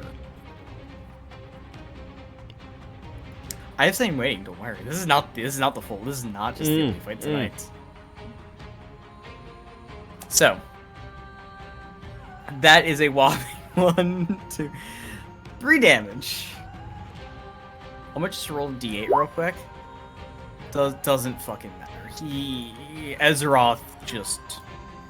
You see him raise his hand to the sky.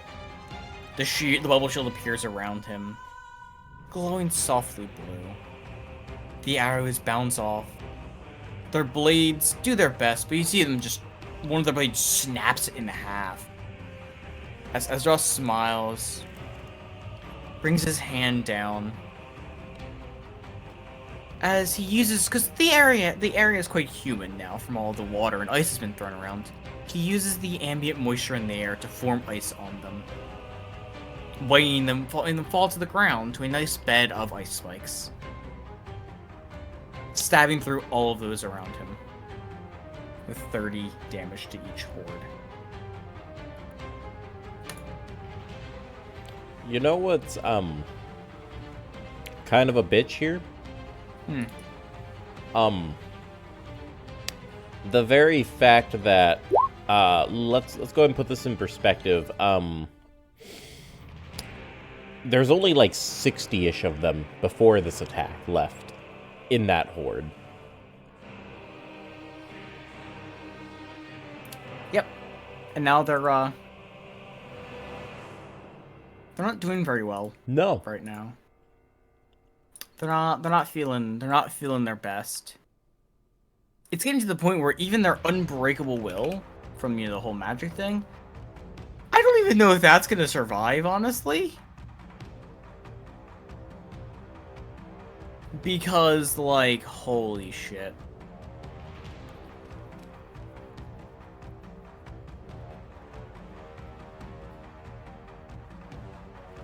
Sorry, I think we just write down how much damage they all fucking took. Holy shit. Man does like 1,000 damage a fucking turn. That's not even his fucking turn. You can see the ones in the back kind of looking fearful. As he, taking a cue from Cole and his fire spears, occurs a dozen or so ice spears, and just points a finger outward. Does a bang gesture as all the spears fly out, impaling many of the archers. One of the armies is still looking decently healthy, surprisingly enough. The rest of them looking pretty bad though. You can see their morale is broken, but the divine chains refuse to let them run. Shame for them, right? They can see that they're quite literally running to their deaths. But Yep. they are forced to overcome that fear. And get killed. Yes. This isn't even like, oh yeah, they can edge out of it. No, they're not winning this.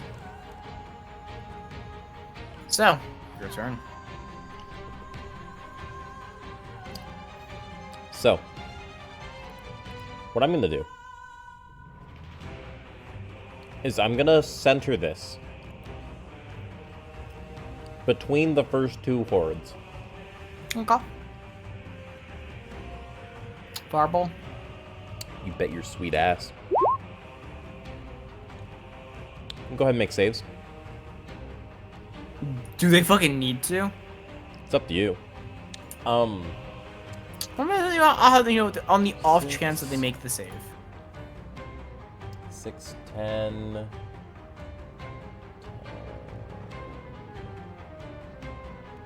that's 10, 20, 24 damage. And then 16 to one. 40 damage to one, 24 to the other.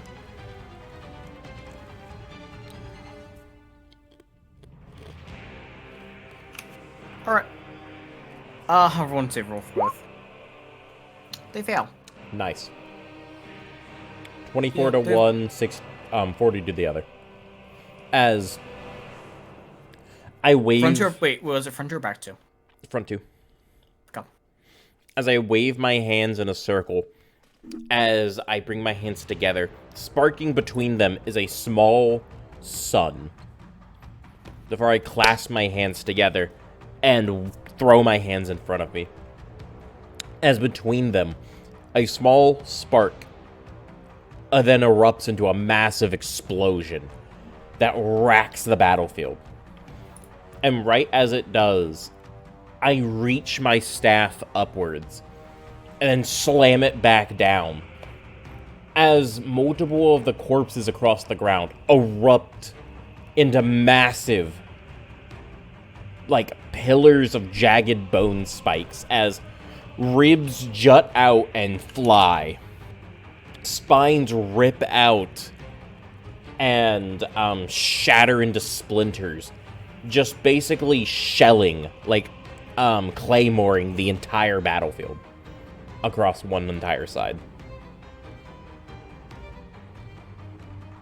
They are feeling it. The first, like the front left one, that's being pelt by everyone right now, under 100 HP. There is maybe 30 people left in the squad. No, not even, probably 20. Maybe 25 at most. As the forces dwindle, you can see the back row kind of start flooding up more and more. You can see the unwillingness to fight, but just many of them are just kind of give up to their fate and are trying their very best to survive and fight back against you. Steve is then going to move on over slightly, rip a fucking spatial dimension hole, rip out an undead spirit. I wish you didn't do that from the beginning. Yeah, I didn't think about it. The undead spirit, however, is going to point its staff at the front right horde, so number 2. And then, pew, pew, 2 large blasts. Which does auto-hit because they have exactly 20. They would auto-hit no matter what. Mm-hmm. Let me just go ahead and roll. Oh, one of them crit misses, so... Never mind. Never mind. That's 10 hits, though. 10 damage, though. Yeah, on the your 10, hand. That's so the 10 damage hits, though. it's straight, so... Yeah.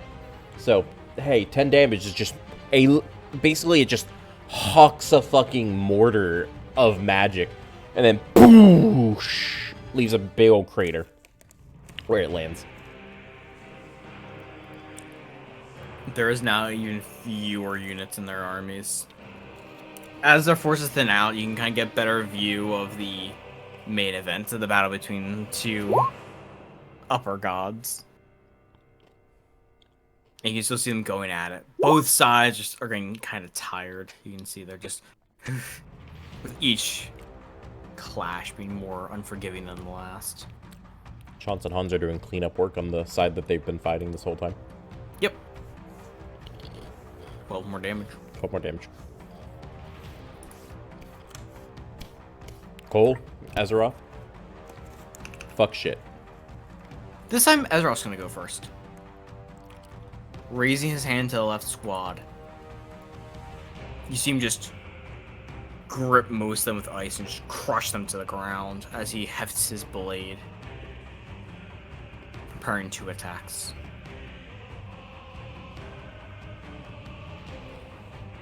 You see him breathe out and back in. As he prepares to clean them up in one fell swoop. You're well enough. Okay, let's go.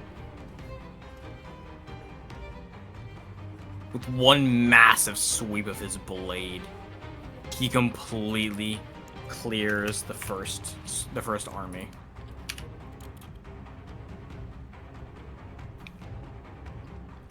You can see it draw the attention of Sven for just a moment before he goes back to fighting your father.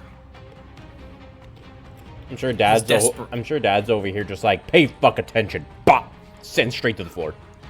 Well, it's more like he like knocked back for a second, sees the armor getting clouds, he seems to come back with even more desperation. Cole will target the second and the army behind them. As you see him raise his hand.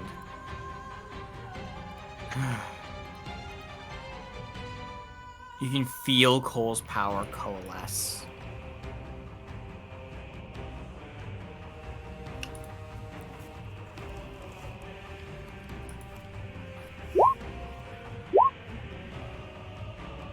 They succeeded. Wow. Impressive. I don't think they have any way. Yeah, he doesn't have any way of stopping them there. He's used all of his dice rolls up. Plus, he actually wait. No, he might actually have a way of doing that.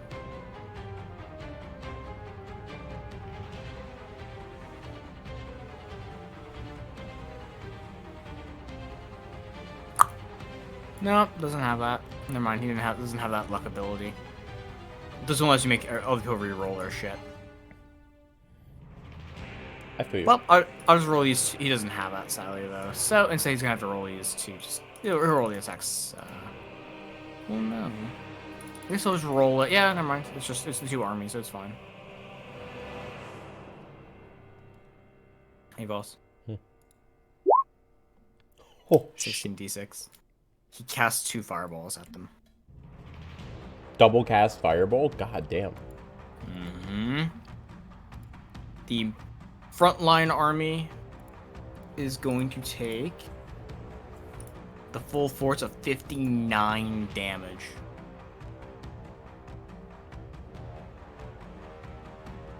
You see him create a spark in the air between them.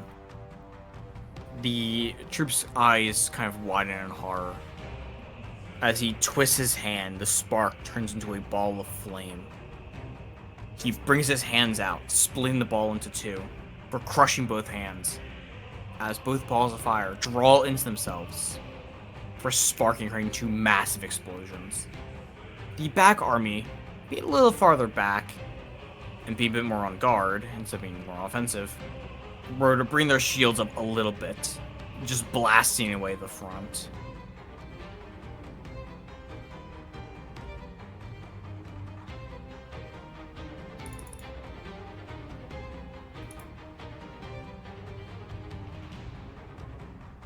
Like that, goddammit.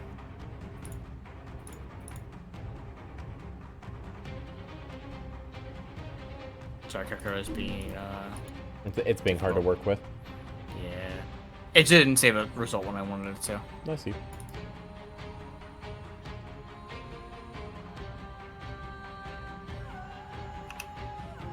As he blasts away significant parts of both armies.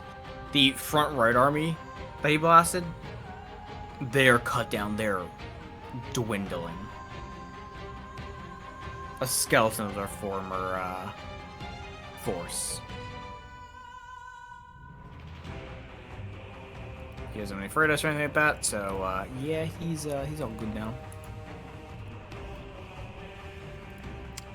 This army is decimated. Yes, indeed.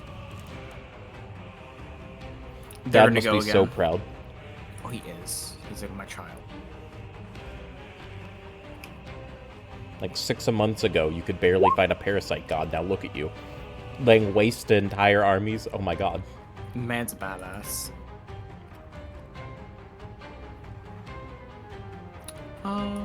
Yeah, that's none attacks. No crits or nothing. You guess who they're targeting? Ezra? Yep. Yep. They don't do no damage. He is the most deadly one within range, so I'm not surprised. he's the most deadly one, period. I think, honestly, I think his assessment is the deadliest one, period. We kind of all can damn near insta-kill each other at this point. Can you? Damn near. Azeroth specifically, though. Azeroth, maybe not, but, like... Everyone else, yeah, not Azeroth. Azeroth's patently bullshit.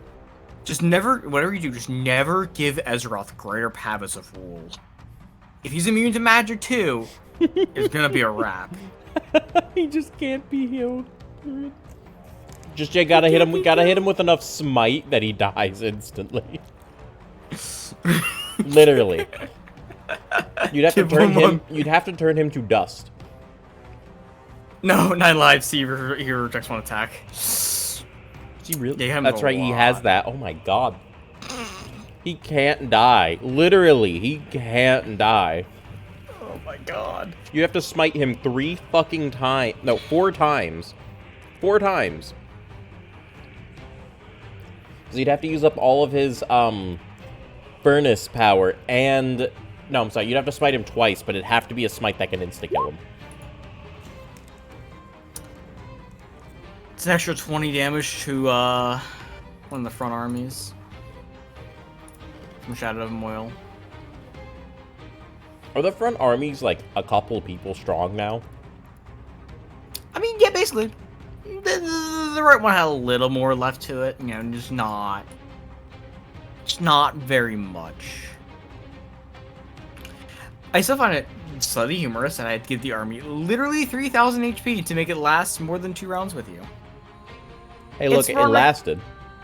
We're on like round 3 right now, and you've already done several thousand damage.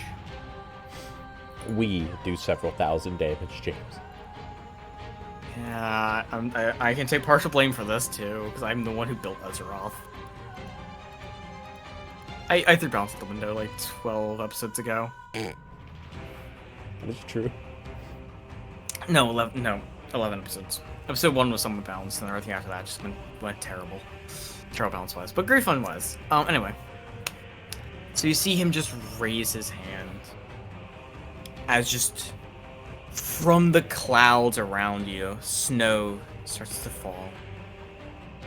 The soldiers look quite confused at this, as the snow that lands on them just keeps landing and starts to weigh them down before turning to ice, crushing them under the weight, killing even more of their forces. It's back to your turn. Beautiful. Man does 30 damage to all of them every fucking turn. Automatically.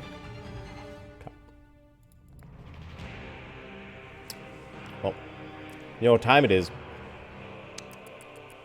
You know what time it is. What time is it? Time him with the wombo combo. As I quick cast my Theurgic incantation. This time not using the ring because I don't have anyone stored in the ring anymore. I perform the incantation. Spell circle lights up below my feet. As the air wafts around me, I point my hands at the front army as I simply yell, "Flame of Death!" as I cascade it across their forces. I would say that the back left army is far enough up now that you can hit them with it as well. Oh, fuck. Okay. 32. Damn. To the front, both front armies then. Yeah. 32. And then 16 to whoever's the least. Yeah, the least healthiest. 16 to the least healthiest. Really doubling down on clearing out their armies. So, yes. How they feeling? How they looking? Front right is almost under 100 health now. As your flames just flood through their lines. You can hear just the screams of anguish as they just burn away to dust. The water below them turning black from the ash. Then the undead spirit is gonna roll 2d. Okay, good. They hit. So that's gonna be 2d10. Okay. That is 9 damage. To that same army? The lowest health army. They're just below 100. There's about 30 guys from that right horde now. The back left should come to the front left now. Essentially, the old spirit man just kind of holds his staff out shakily as pew, pew, boom, boom. Just massive explosions of bluish like mist just rack through the air as upon impact, just sending people scattering. Right after I had sent more bone shards throughout the area.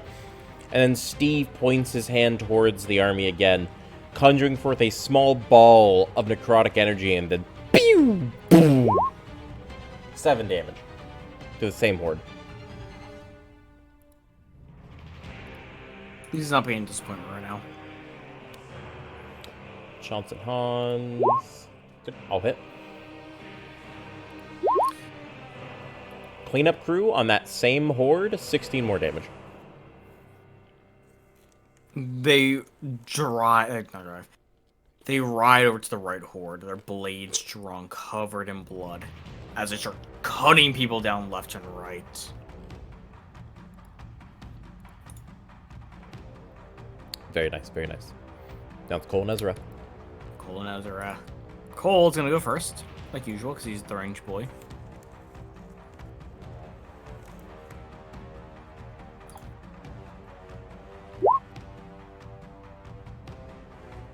Sadly, no crits. Jesus Christ. That's a lot of fucking damage. Yep, same horde as that. That's the last one. Like, that's a lot of 6s. That's a lot. They're almost dead now because of that. You see Cole raise one hand up for crashing it down. As just... all you see are basically like small darts of flame appear in the air. And cascade down, cutting down the majority of the army. Only a handful of them are left. You see Ezroth slowly walk over to them. He raises his hand, snaps a finger. The ice underneath of them cuts over half the remaining troops down, leaving only about 2 left. No, 3 left. It looks to you. Shall we take them as prisoner? I'm gonna laugh as I yell back over to them and go, no! Rend their flesh from their bones. Leave no survivors. You see him nod as he turns back to the new front left army. They look confused for a second. For they both look down in horror, or 3 of them look down in horror at the ice below them growing on their legs. Which then proceeds to spike up and kill them. That's one of his attacks. His second attack as he walks over to the other army. He hefts his massive blade.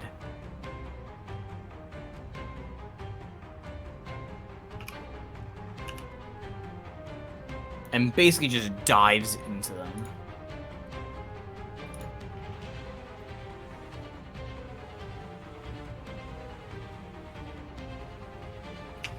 Being bored of the more passive stance, he just lunges into the horde of enemies, cutting all those who would even dare come close to him.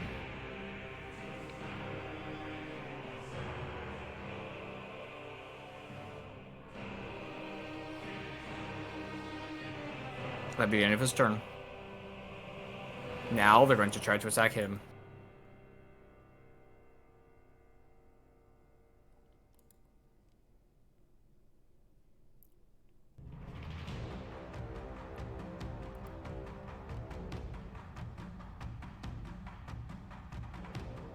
That's a good old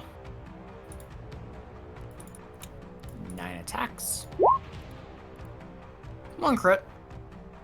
Although I don't think that really matters anymore.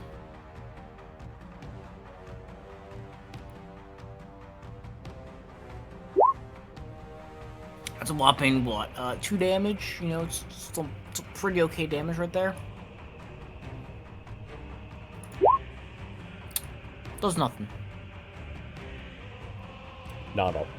With as much desperation as they can muster, their arrows fly through the sky. He doesn't even look this time. You see him just raise his hand. Ice appear in the air, blocking the arrows before they even come close to him. As he just flicks his finger at them. Ice nailing the archers that dared to fire at him.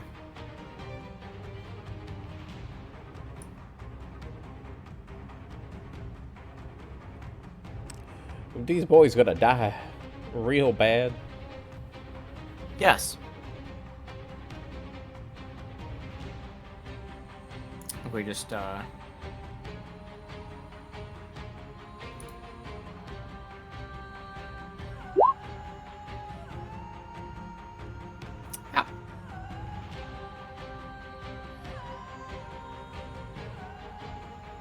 So we just check something real quick. What? What's wrong? Okay. Nothing. No, it's all good. I'm just making sure I was running some damage correctly, which I am. Okay, that's good.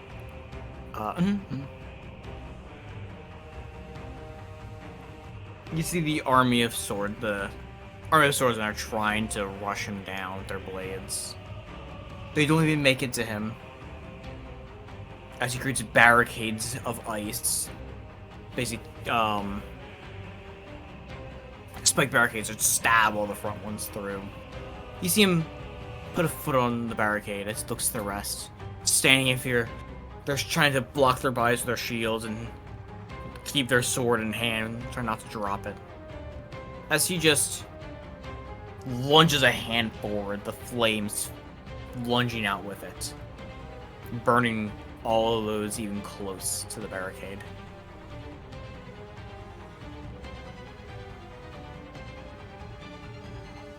Your turn. So,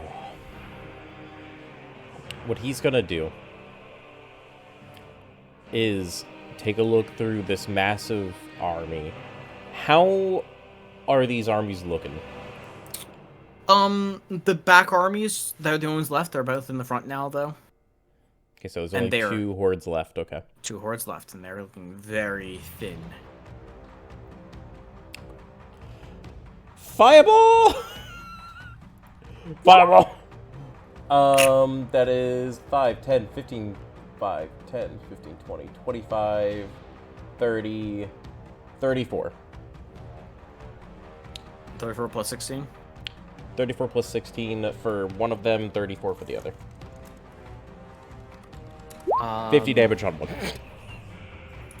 Well, I see what you did for me, or do I have to step in myself? Thank you. You can save if you would like for half damage.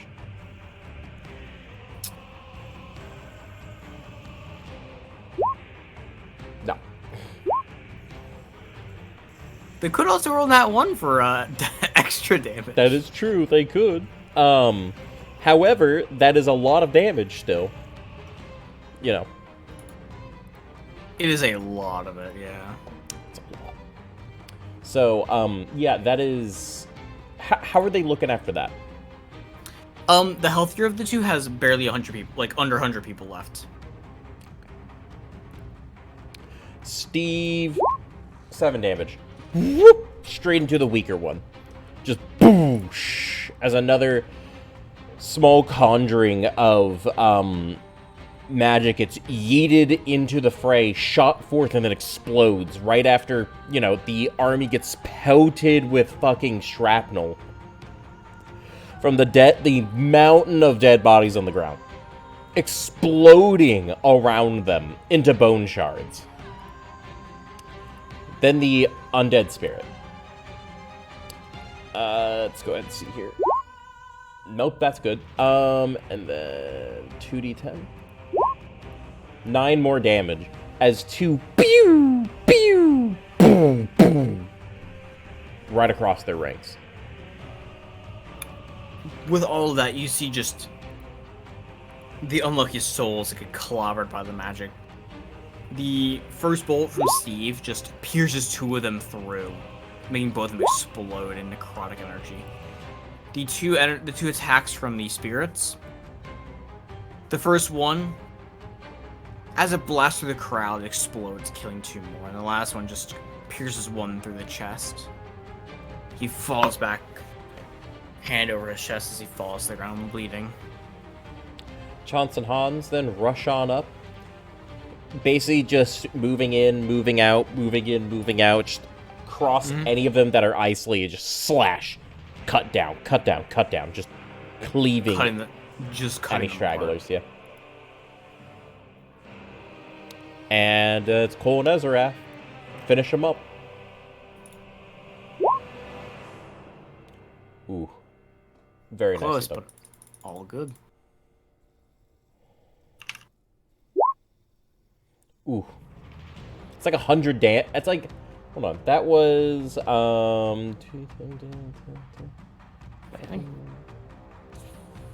with mine, that's gotta be, like, 70-ish to 80 damage from me, and then there's just, like, another 50 from fucking Cole. God damn, dude. I forgot something about Cole. He has fire depth. All those ones are 2s now. Yep. That's 3 more damage. Correct. Forgot about that one. So much damage. So you see Cole just raise his staff, slam it to the ground, pointing it forward, and just basically machine gun fire of bolts of flame into the crowd. Cutting down, just pummeling the same army as everyone else. Ezroth is just kind of standing there in between the 2 armies, kind of considering who he wants to kill at this point. He doesn't have enough effort to do another thing, so he's just gonna attack. He's going to the weaker army. Kind of heft his blade once more.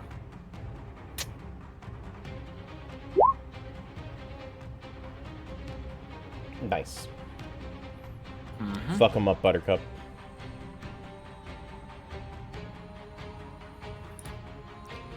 I mean, we do, like, on our turns alone, we do, like,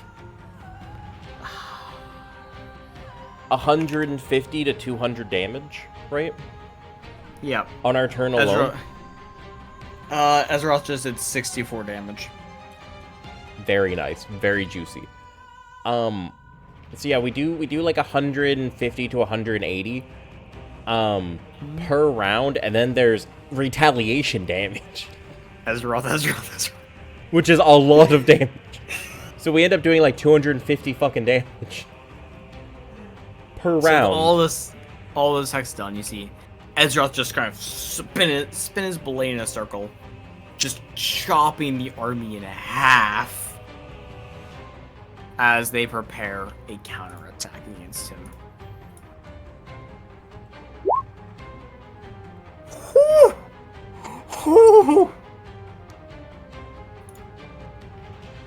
Wow.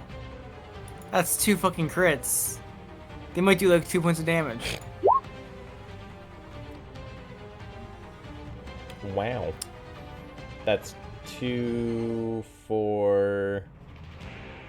well, keep in mind, because those 2 nat 20s would mean what? Those 2... It's 2 extra dice. 2 extra... Or we're just doing double dice here, which I've already accounted for. So that's the damage they deal. They do 2 damage, which instantly gets healed from the shield because it heals a minimum of 2. Ain't that a bitch? Yeah. Ain't it You a bitch? see them with absolute desperation in their eyes. They sprint him down, their blades drawn. Well, 2 of them. You see glints in their eyes as they aim for a vital point on his body and they stab. Just to see their blade snapped in half. From base their blade just getting frozen and snapped through as they try to pierce his skin even. just to get eviscerated by fucking Cloak of Moil, dude. Just to get eviscerated. Mm-hmm. You see him kind of just wave with his hands out. The ice just freezing those around him solid before he picks up his blade, swings it around with one hand, turning them all to dust.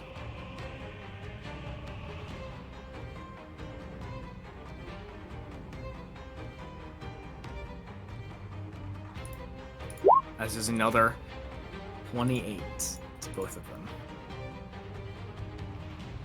Another 28. Jesus fucking Christ. You know, I expected more, not gonna lie. You rolled low. Do also remember he also does a flat like 30 damage to them both. Yep, I know.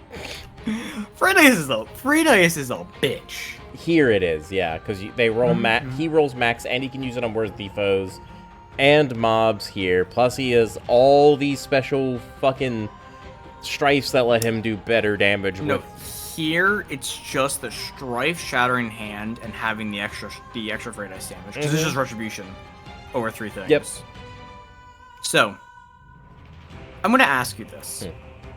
Do you want to let Azeroth take an attack before you do, just so we can clear this clear this horde out? Yes. Because this one has enough he can just, yeah, okay. Question, is this gonna be the is he gonna end There's up one killing... more. There's still one more? There's one more horde left. I guess it doesn't matter then. Okay. That horde you've been focus firing this whole time, 23 HP left. You see him just slam his blade into the ground. The tremors drop into the ground as he just raises his hand. You all of you have fought well. Go peacefully now. He crushes his hand. You see just the spires of ice shoot into the sky, adorned with their corpses. As he picks the blade back up and sheaths it onto his back. Go. He has one more attack to go. You can go though to attack the other army. Go ahead. Finish your attack, Ezra. Go ahead. He looks to the other army. Walks over to them. Kind of gently waving his hand. The snow starts to pick up. Freezing about 4 of them solid. Before he pulls the blade out once again. And in an instant, it crashes like thunder, rending all of the ones closest to him just into multiple pieces. And now it is your turn. I am getting slowly tired from all of this, so I've expended a great deal of effort in this battle. However, summoning forth the spell circle once again, he conjures forth the black flame of death as he cascades the flames, this time snaking across the ground like a arching wave of water as the flames rush forth, billow across the remaining army, the last remaining army. That is 1. Wow, only 20 damage. 20 damage. Really? Yeah, it rolled ridiculously low. And a 16 from very nice. Yep, 36 total. They're hurting though. They're below 200 HP. They're the ones who managed to not take as much damage as everyone else. The flames cut through their lines, eating away at the remaining numbers. He begins to look visibly tired from this whole exchange, but he takes a deep breath in, steels himself, and like puts his hand over his forehead, like pulling his hair back a little bit neater. As Steve steps forward, summons forth another ball of necrotic lightning, and just 5 damage. Right in front of him. once again, it's just cutting down. And none of your attacks even kill just a single person. They're all just cutting them down by the handful. Wow. They rolled well. They rolled really well. The undead spirit is gonna just hold its staff over, turn to face the last army. Boom! Boom! Boom! Boom! 2 more massive blue explosions just rack the battlefield. Chance and Hans charge in, breaking their lines. This is gonna be for all those hit. That's gonna be for 15 total damage. Once again, they rush through the field of frozen bodies and dust and ash, just cutting down those stupid enough to remain. At this point, they're all thoroughly broken, more or less just puppets being driven by the divine powers, Sven. Yep. Cole, finish them, please. They're just about there. Come on, Cole. Come on, Cole. Roll well. If Cole rolls well, he can do it. Don't think so. Maybe. If he rolled like max, maybe, yeah. He'll roll max. I believe in him. Max on all of his shit. I believe in crit. Crit, crit, crit, crit.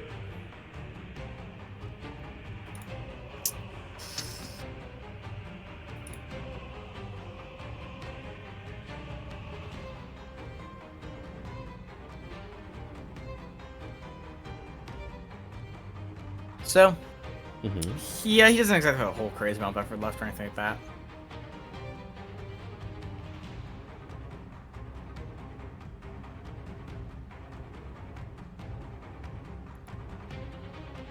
Does he do it? Well, you know what? You know what? Will he manage? See him raise a hand. Oh?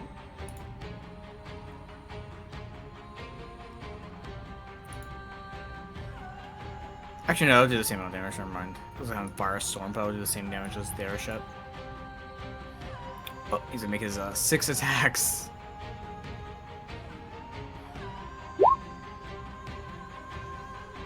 As he takes both of those natural ones, puts them in his back pocket. Oh. Actually, no, he can only do one of them, I think. He assaulting away the luck. He can do one, I think. Yeah, he can do one.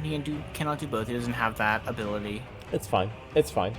Sadly, yes. One of them sadly misses. So instead of doing,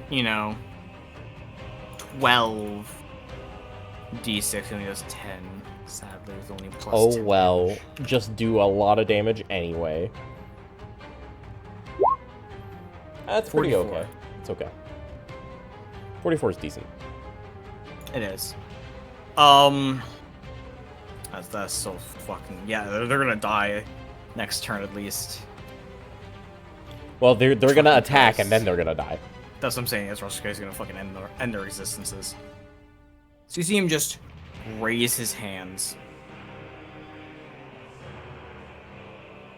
He kind of sticks the staff in the ground, bring his hand near, drawing the fiery energy from it, spinning into a circle. As he just Gatling gun style, just fires it from the top, just firing bolt after bolt at the crowd,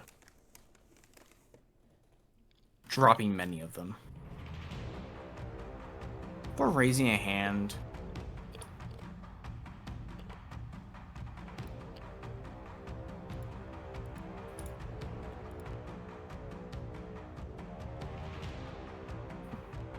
And doing what? Excuse me.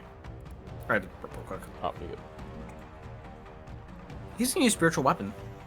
Spiritual weapon? Okay, sure. He's just trying to end the fight at this point. How low are they? Under 100, easy. So, they're low. I don't think spiritual weapon's gonna make that much of a difference, bud.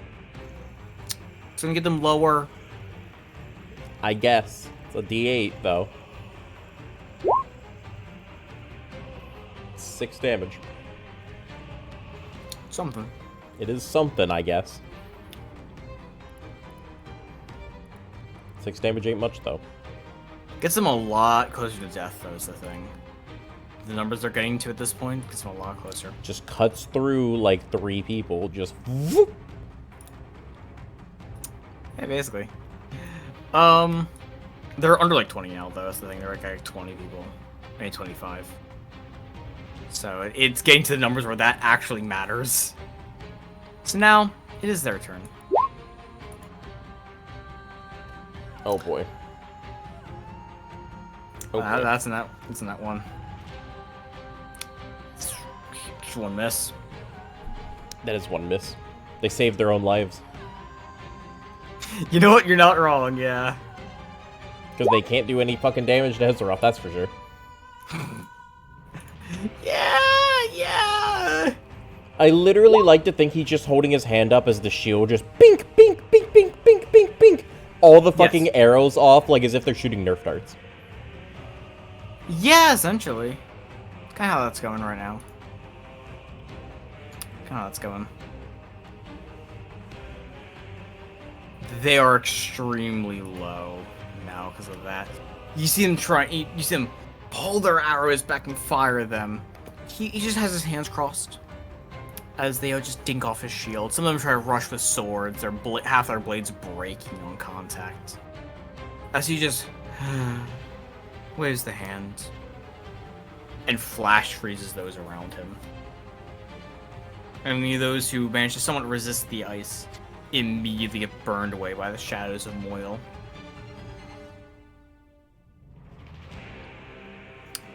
There is now 10 of them left. Or about 11 of them left. 39 HP left. You gonna finish this, or you want Azeroth? I'm gonna let Azeroth finish it, because I have other plans. Fair enough. I'm gonna be casting a incantation.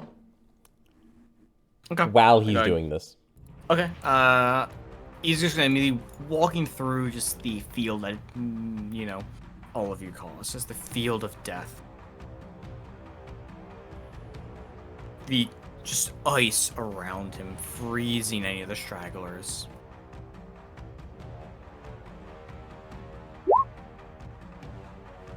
He's gonna attack twice. They both hit. Mm-hmm. You see him heft his blade.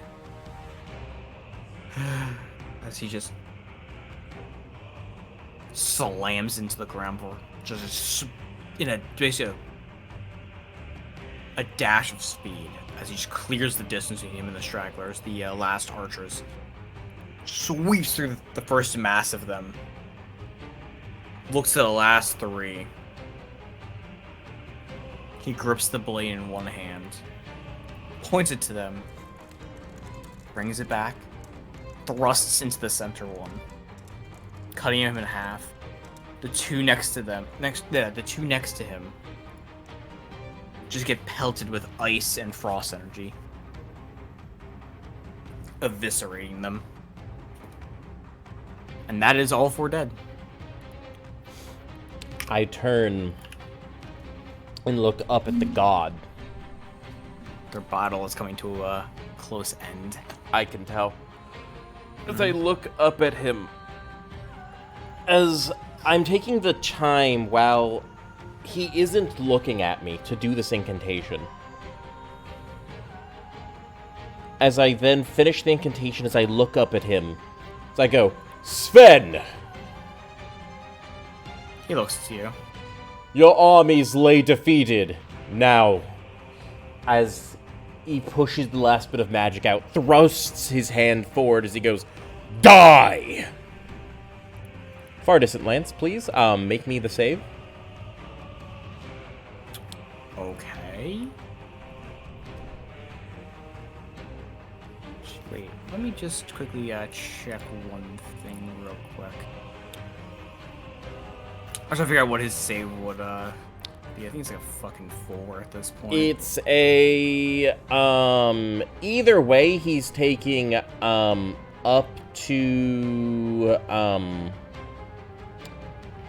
6d10 on a success.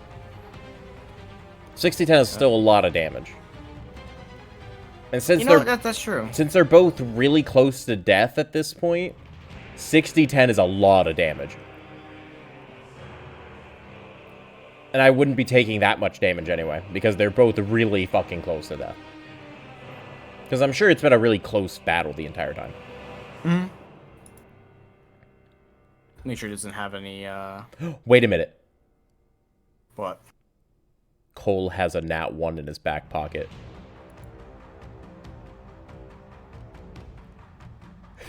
Hit him with it. He instant nat ones. Let's go! The thing is, it is his remaining HP. Mm-hmm. You say what, half his remaining HP? Yeah, half his remaining HP.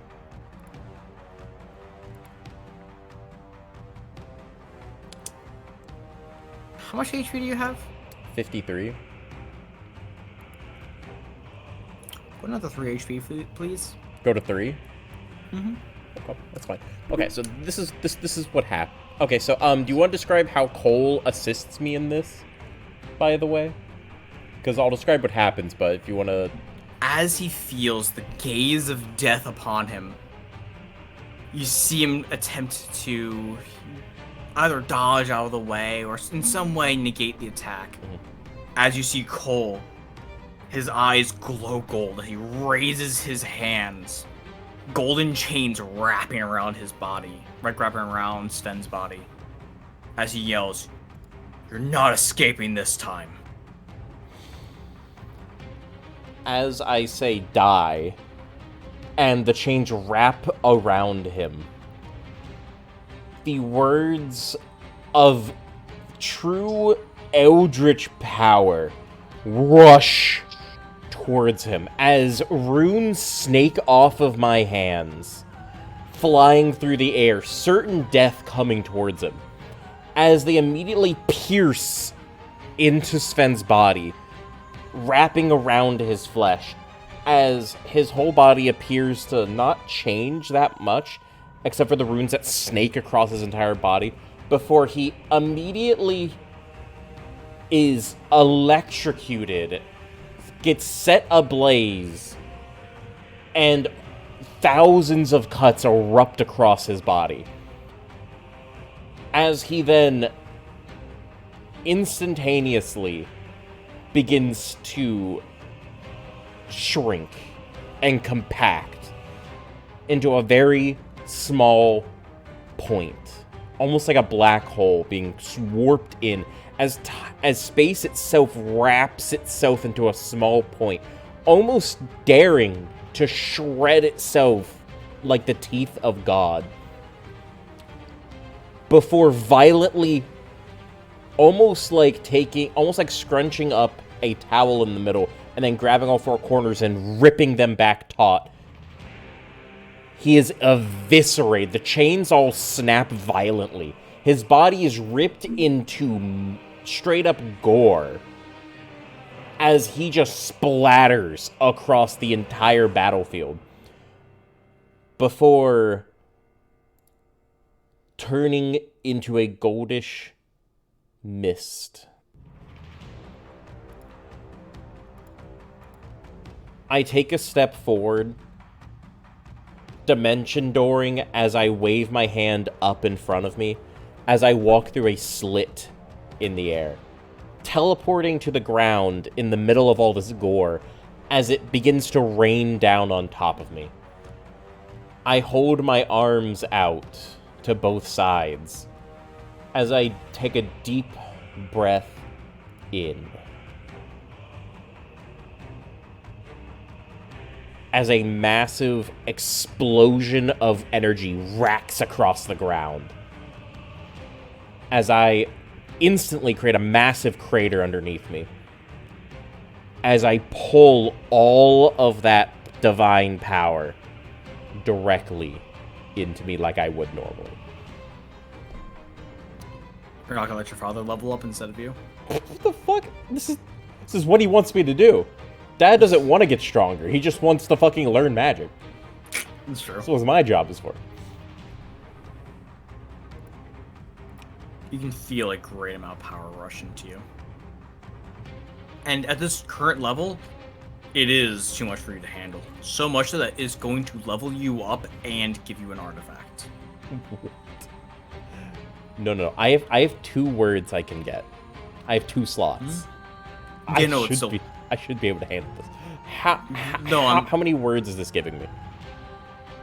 Well, I'm saying not in terms of words, just the amount of raw power going into you. It's enough to give you words and create an artifact. Remember, this guy is over double your level. Yeah. So it's enough to have power left over to create an artifact as well, is what I'm saying. Like, it's a lot. What would happen if I take all of it? You would explode. Would I? Yes. Are you sure? Yes. This man's at level, like, 18. Okay. Yep. Inside that case, Man kills Stilglard. that is true. Can I... You know what? Sure, I suppose. Sure, I suppose that'll be fine. That'll be fine. I'll take in whatever I can physically handle, and then I'll shove the rest into an artifact. What are you trying to get out? Are you trying to, like, level up multiple times? Sure, why not? If I can take it, I'll take it. But no, not necessarily. I just want the power of a god. You already have you have an Azeroth. Ascend, James, ascend. You want Azeroth to be a higher level, don't you? No, I want to be stronger than this. I don't think that's possible at this point. Just don't worry. Just give me another lexicon power. It'd be fine. I could actually. You still will not be able to touch Azeroth. It's bad. That's true. That's true. So, what happens? You can feel the divine power rush into you. It feels like you have a bucket. You're trying to scoop up water. And it's just an ocean. There's just too much of it. As it floods your body, you can feel it get to a certain point where your body's just absolutely saturated with divine energy. You feel your power grow. And then there's just more of it. You feel this intense pain in your chest as you kind of double over. Your father grabs your shoulders, raising his hand in the air, drawing in all the divine power from around. Like all the excess divine power. Mm-hmm. Slams his hands together as he draws out. He's solidifying the power into a small orb.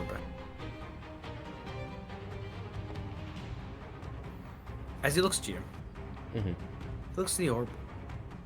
Kind of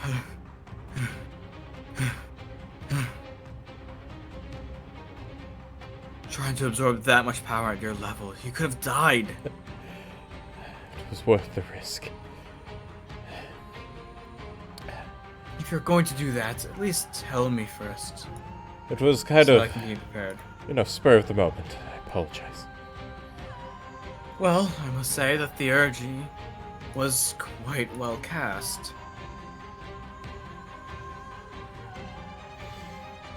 I figured it would save us the hassle of having to best him in combat.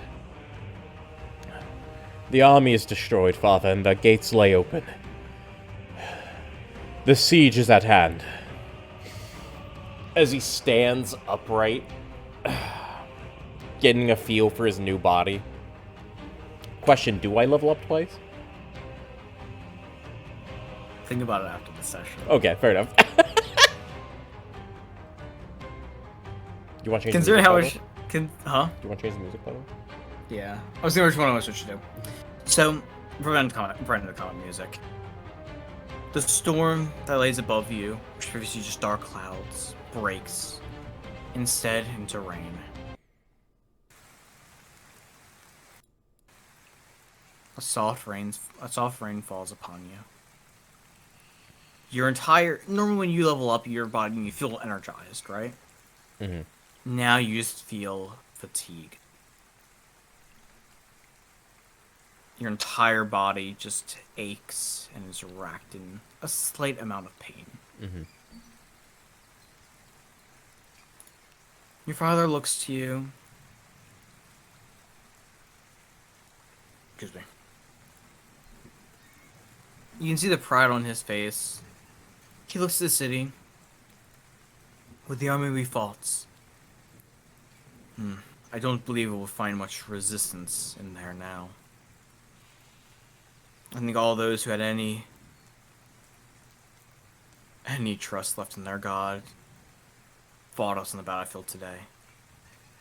I think what we left is those too weak, stubborn, or afraid to run. But with enough intelligence on their shoulders not to follow that tyrant.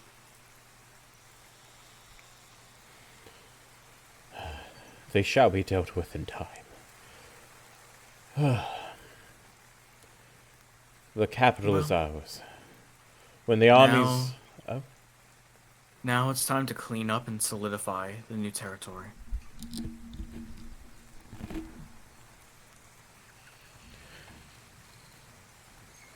The army should be arriving here shortly. When they do, the city will be captured, our flags will be raised, and any stragglers will be defeated. This is a mighty, mighty win for our new empire.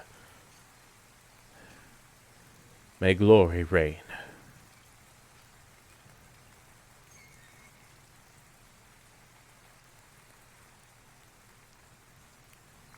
For a moment, you see him just bask in the moment. Pride on his face. He seems quite happy. Then you see a look of shock over his face before he blinks a few times. The battle may be over, but I will have to leave, taking the city to you. As he kind of puts a hand on both your shoulders. I must hurry home. I just received word from now. The dragon cult is on the move. Of course. I shall clean up things here. He nods, he pats on the back. I have faith in you. The army will be here shortly to occupy. All you must do is walk through, bask in our new territory. He nods. And observe the situation inside. Of course. I will do what must be done. See him crack on whole reality as he rushes through into the throne room. Immediately being briefed by one of the priests nearby.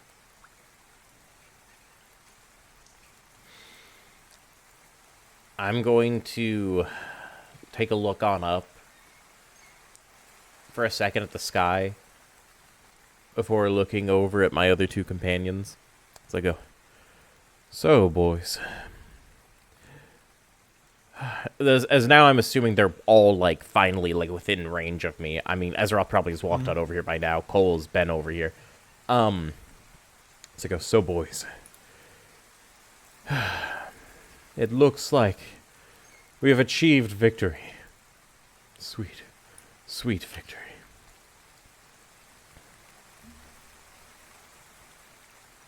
You see a look of joy across Cole's face.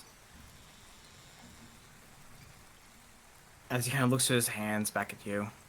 With our power, we're able to rend an army of 1,000 men.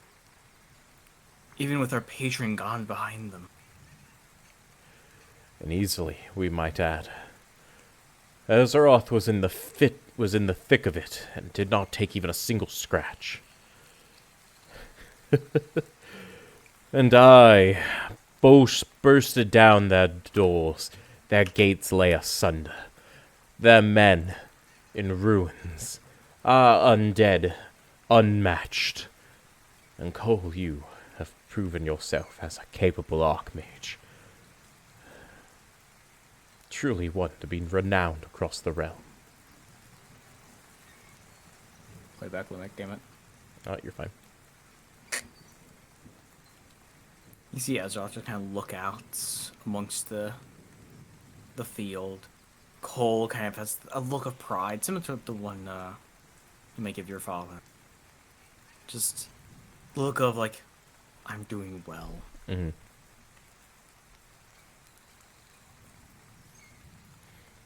You do notice there is one person missing from the whole menagerie. What? Bruno never made an appearance in the entire fight. Yeah, the archer. Not surprised. Mm-hmm. I'm not. As you look over to the gates, you see Bruno walking out from the city. Kind of just brushing his hands. I'm gonna start. I'm gonna hop on Haunt's back. Just kind of wait for everybody to come with as I make my way over there. Okay, do you approach him? Yeah. He looks up to you. Ah, my good friends. I see you've dealt with, kicks one of the bodies. That tyrant's remaining armies. I did. And looks like we've done well. He nods, kind of pats his pouch.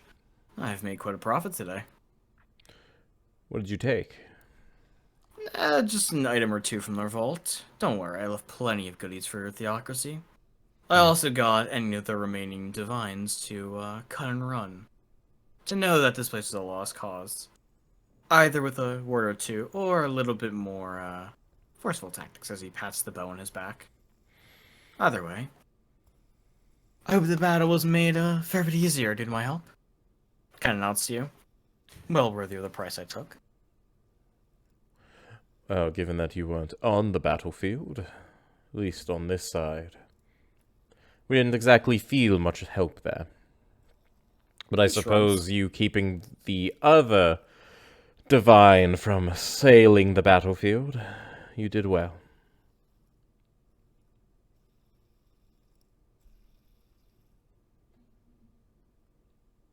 He nods to you once more.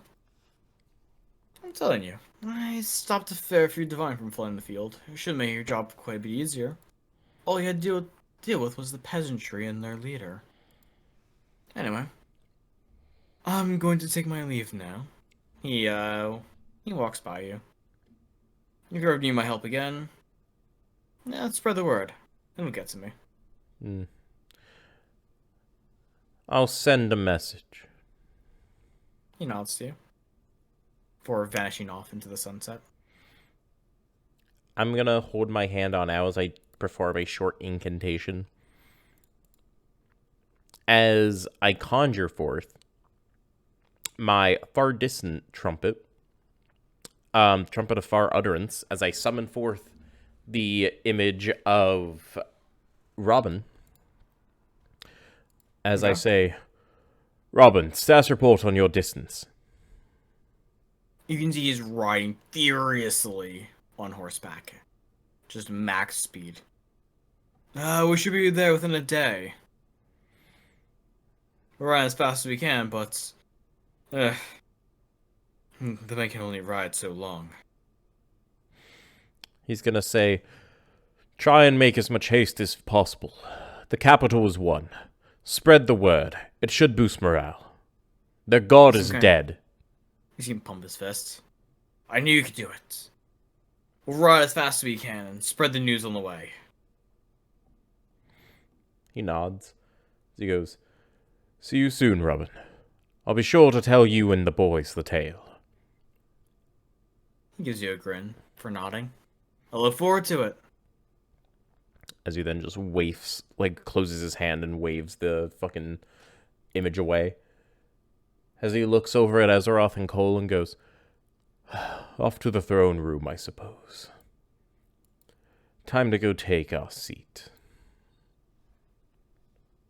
You walk through the basically now forsaken city. You don't see anyone on the streets. Probably huddled You in their see- houses, not gonna lie. You see the occasional person out a window. Once they catch your gaze, they either are too afraid to move or creep back into the shadows. One man busts out of what looks like a tavern, slightly inebriated, a mug in one hand and a bottle of some kind of decently nice alcohol. You can tell it's a wine.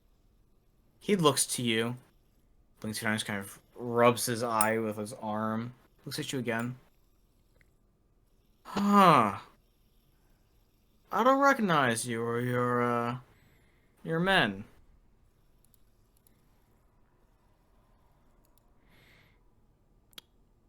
What do you do? Do I sense any divine power from him whatsoever? Or is he just a commoner? He's just a normal ass drunk.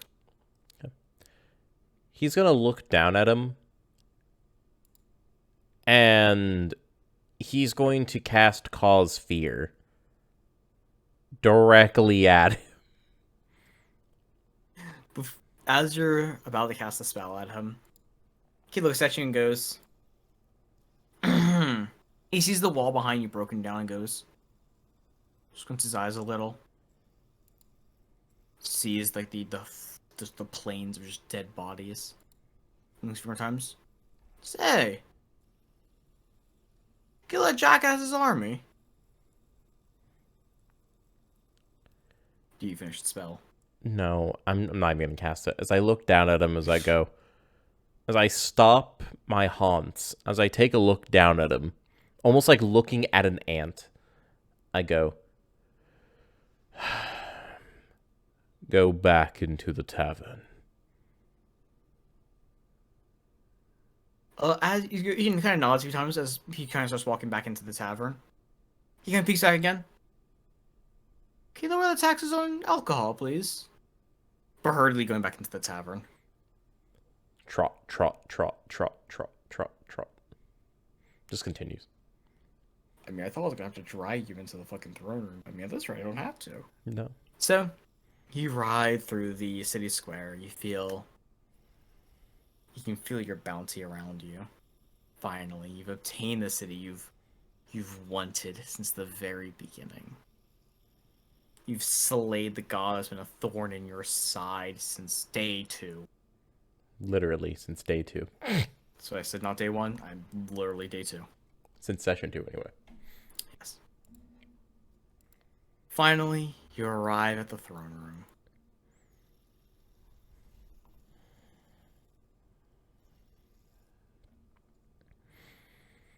It's just, By the way, yes. I didn't think I'd have to say it. After I would have killed the god, if the level up doesn't set me to max, Vital Furnace, no question about it. Oh yeah, no, I thought you were about furnace already. I just assumed. I didn't mention it, but I figured it was pretty common sense with what I thought it's what the shatter in the ground was. Thing you're like trailing there all of you. Anyway, though, as you arrive in the throne room, I'm guessing you just blast the front doors off. No, I mean we'll be walking into the building, so I'll just take my hands on the door and just open them. No, I'm gonna have Azeroth open them for you. Like a true king. Nah, dude. These my doors, homie. This is my seat of power. So you walk into the throne room. You see the grand, just golden throne adorned with jewels. And sitting on it is a man dressed in simple priest robes as he's just lounging on the throne, seemingly not noticing your entrance.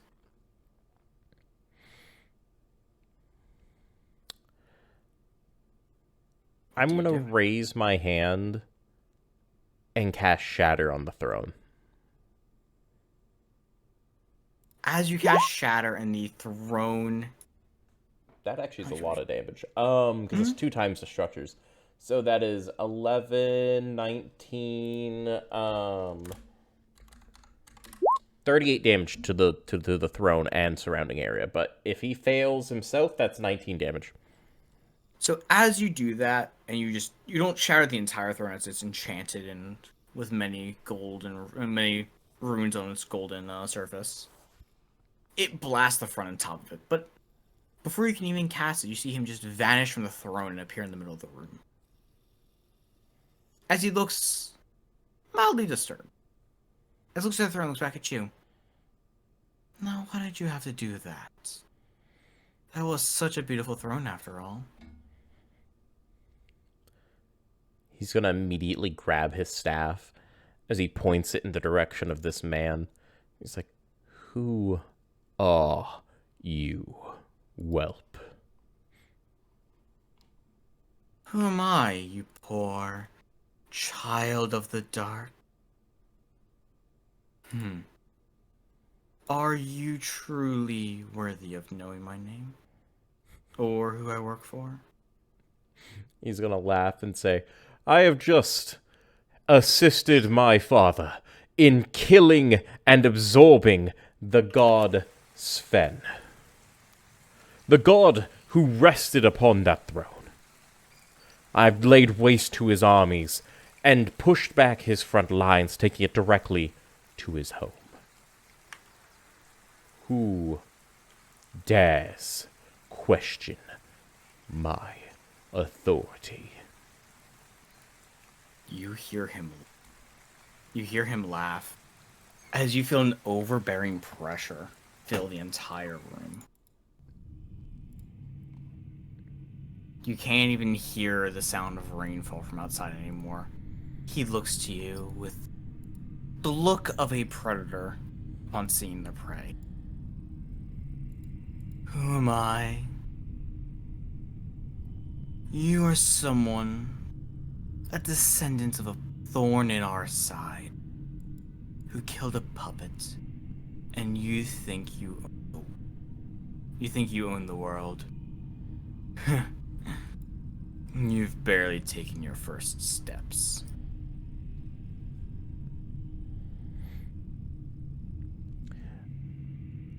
I'm gonna grab from a reach into... I'm assuming it's hard to move, right?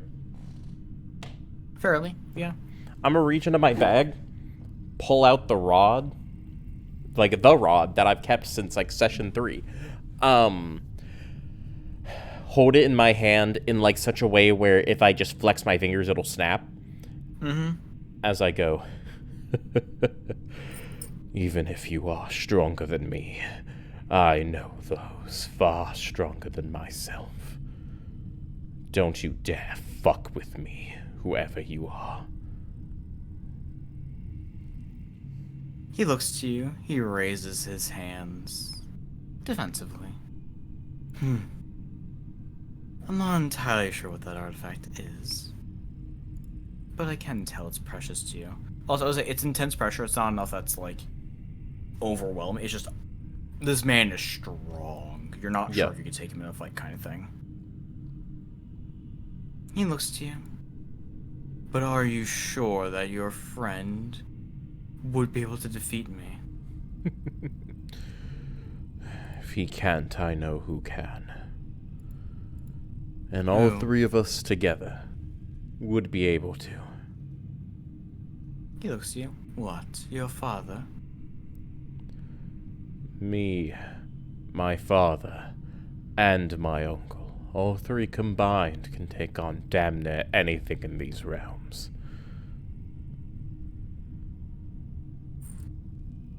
Hear him laugh once more. I was simply sent here to test your strength. I am one considered weak enough by my pantheon to not deserve a name. You kind of see him touch his chest. As he brings it out, you see just an array of runes appear around him. In that moment, you can tell this is no god. This is essentially a type of servitor that is powerful enough to rival you. Oh. You can tell this is a made god. Of course. So, how about it? You don't call in any of your reinforcements. You see the runes shift into the form of essentially a teleportation spell. And I won't call any of mine. He takes the rod and puts it back in his bag. Fine. I could agree to that. He clasps his hands together, the spell disappearing. Good. Now, let's hand out. Would you like the first strike?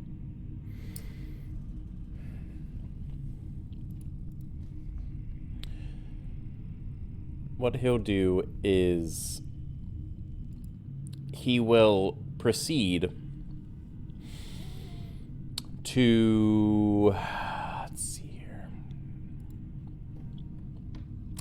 This is a hard one here. Oh,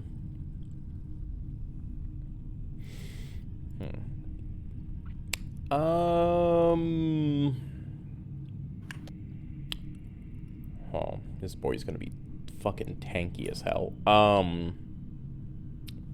Okay. So what I'm gonna do... It's the lowest HP enemy in its entire session. I know. What I'm gonna do is nod as I go, fine. Let's see if you can handle this. As he proceeds to perform an incantation. It's gonna take 2 rounds to do it. But I'm assuming since he's letting me get the first hit off, he'll wait. What are you using? As I proceed to perform this incantation, I look at him as I curse him. Roll that save. He auto succeeds. What? He auto succeeds. How? Made God, they auto succeed. On Everything. how the fuck do they auto succeed on everything? Can we read off their stats? Please do. Like, I don't doubt you. I'm just like, God damn it, what the fuck? Made God, AC 0. Save, always successful. Wow, holy shit. Okay. Fuck. Alright. See why I said this guy's overbearing in terms of power? As you weave your magic, and you try to bind a curse spell to his soul, you see just the runes that make up There his is no entire soul. being lash out and just destroy the spell. As he chuckles at you. Not a bad effort, but not quite strong enough to affect me. As he goes, fine. We'll have to do this the hard way, I see. As he cracks his neck. Cracks his neck again. It has been so long. As he wrecks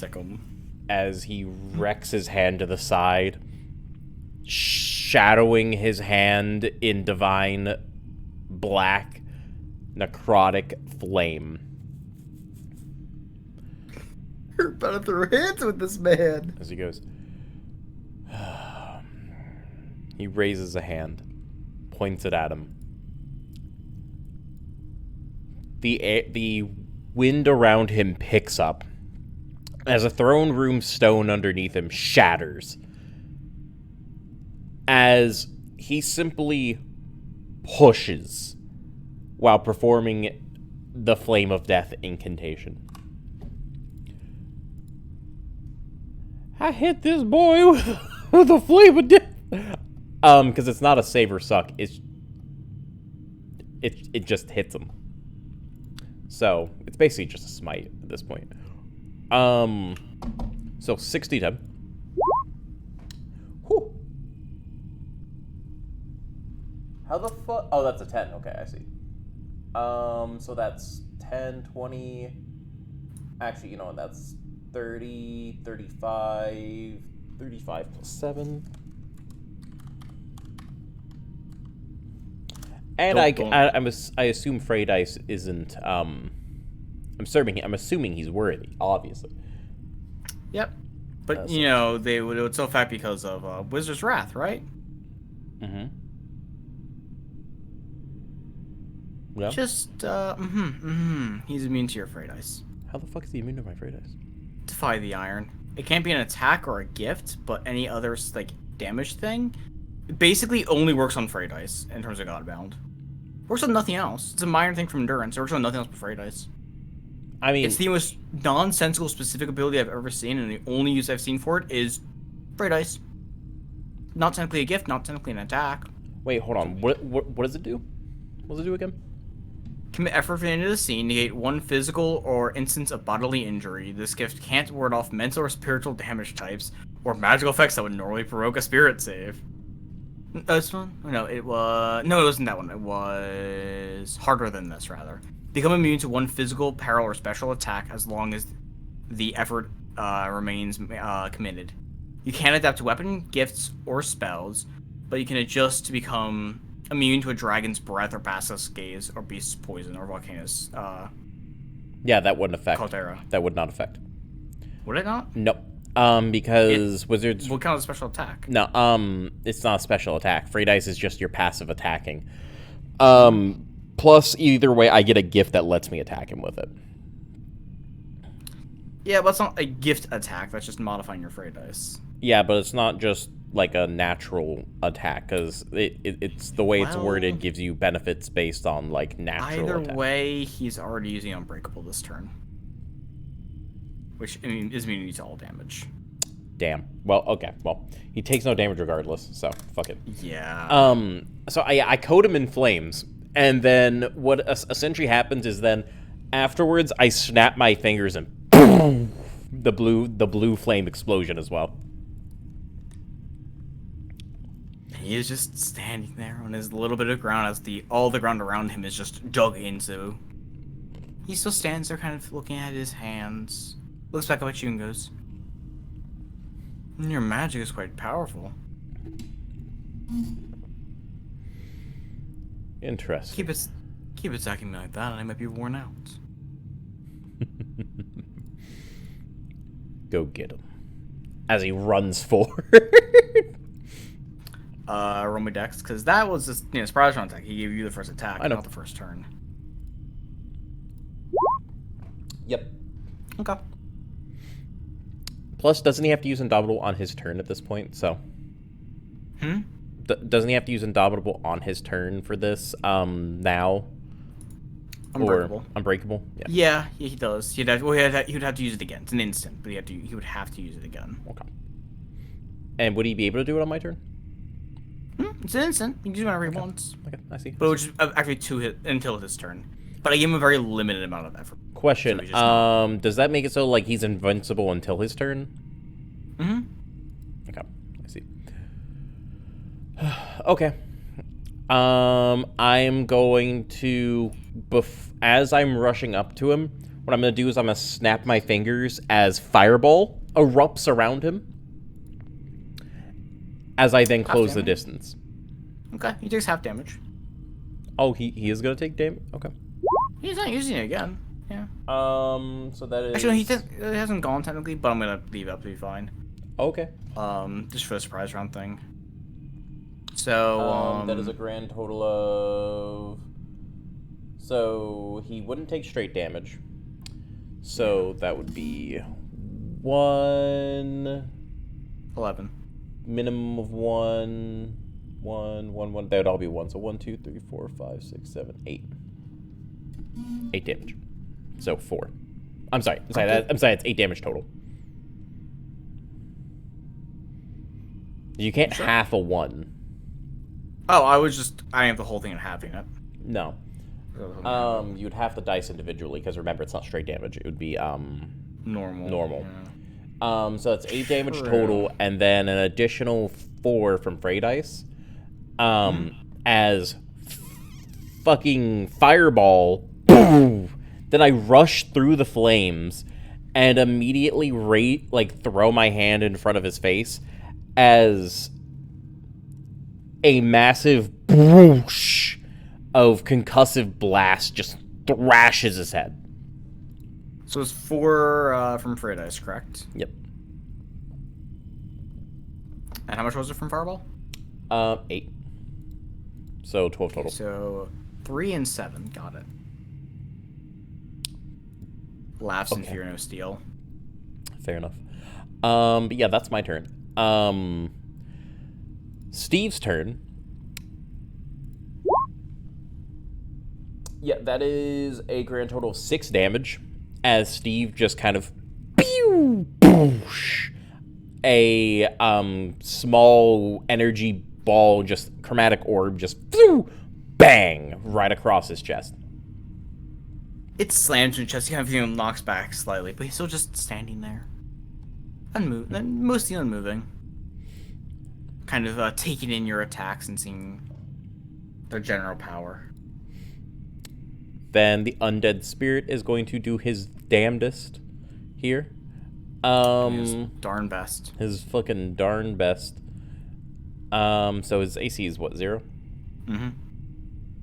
Of course. That's their AC. Ooh, that one actually missed. Wow. Yeah. Okay. Also, So to be that's fair, yeah, they do the damage of God. So That's fair I don't enough. do the damage of God, but they hit like a fucking freight train. Yeah, no, I know. And they have a plus to match. That's straight damage or normal? That is normal damage. So that's 1 damage. 0. Yep, 0. So you just gotta shoot Goodness, yeah. 2 little blasts at him, just slamming across his chest. Then pew, pew. He brushes his chest off slightly. Looks down. Got soda on my body.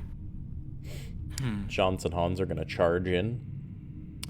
0 plus 1. That's a hit. What is that dice? Okay, so I have to roll 3 or lower on a d20. Okay, so what I'm gonna do is I'm gonna roll the rest as just flat d20. 3d20. Oh shit, 2 miss. Okay, so that's 2 hits. And this is straight damage. So that's 4 damage total after the minus. Yep. Johnsons are gonna run in there and just slash at him on the sides. Wait, 2 misses as well, by the way? 2 misses. Damn. Yep. They don't have quite that plus 20 to hit No. yet. Sadly. No, they don't.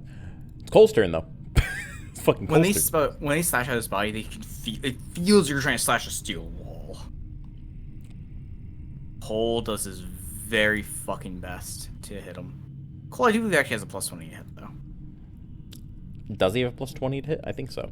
Plus, either way, I should be higher level now, so by at Technically, least yeah, plus 1. but So that hasn't been determined. aren't we getting the benefits of it yet? But I mean, if he wants to get a plus 1 to it, you know. I'm gonna roll his thing real quick. I'm gonna see how that works real fast. Plus 12 right now. Oh, not plus 12. It's a plus 6 plus. It's plus 16. 16. It's plus 16. 16. So you're not guaranteed to hit or anything. No, you'd have to roll 3 or lower. Yeah. Damn, that's fucking hell. 2, 3, What is up with this fucking 4, game, dude? 5, It's like it doesn't want them to hit. 6. Well, he missed once. He missed once. He missed once, yeah, but still, goddamn, you know. I wish that was a fucking nat 1 so we could just re-roll it. You know what? He used his nat 1 earlier, so he's gonna use Salt Away the Luck again. To re-roll. Bet. He's gonna put the 3 in his back pocket for now, until he needs it later on in the game. I love that ability, it's so fucking good.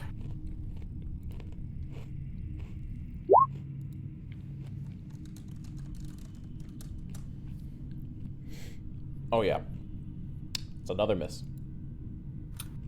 Shame, ain't it? Yeah, he rolled a 2, he almost rolled a 1. We'll re-roll it. Sage. Mains needs to roll better, I'm just saying. He rolled 6 attacks and he hit 5 of them. I'm just saying. Mance needs to roll better. Like, I know As he's he trying, but... rolls all of his attacks. So that first one, that's a 3 and a 2. 3 and a 2, so that's 1-1, so that's 1 damage. 1 damage. 2 damage. 2 damage. 2 damage.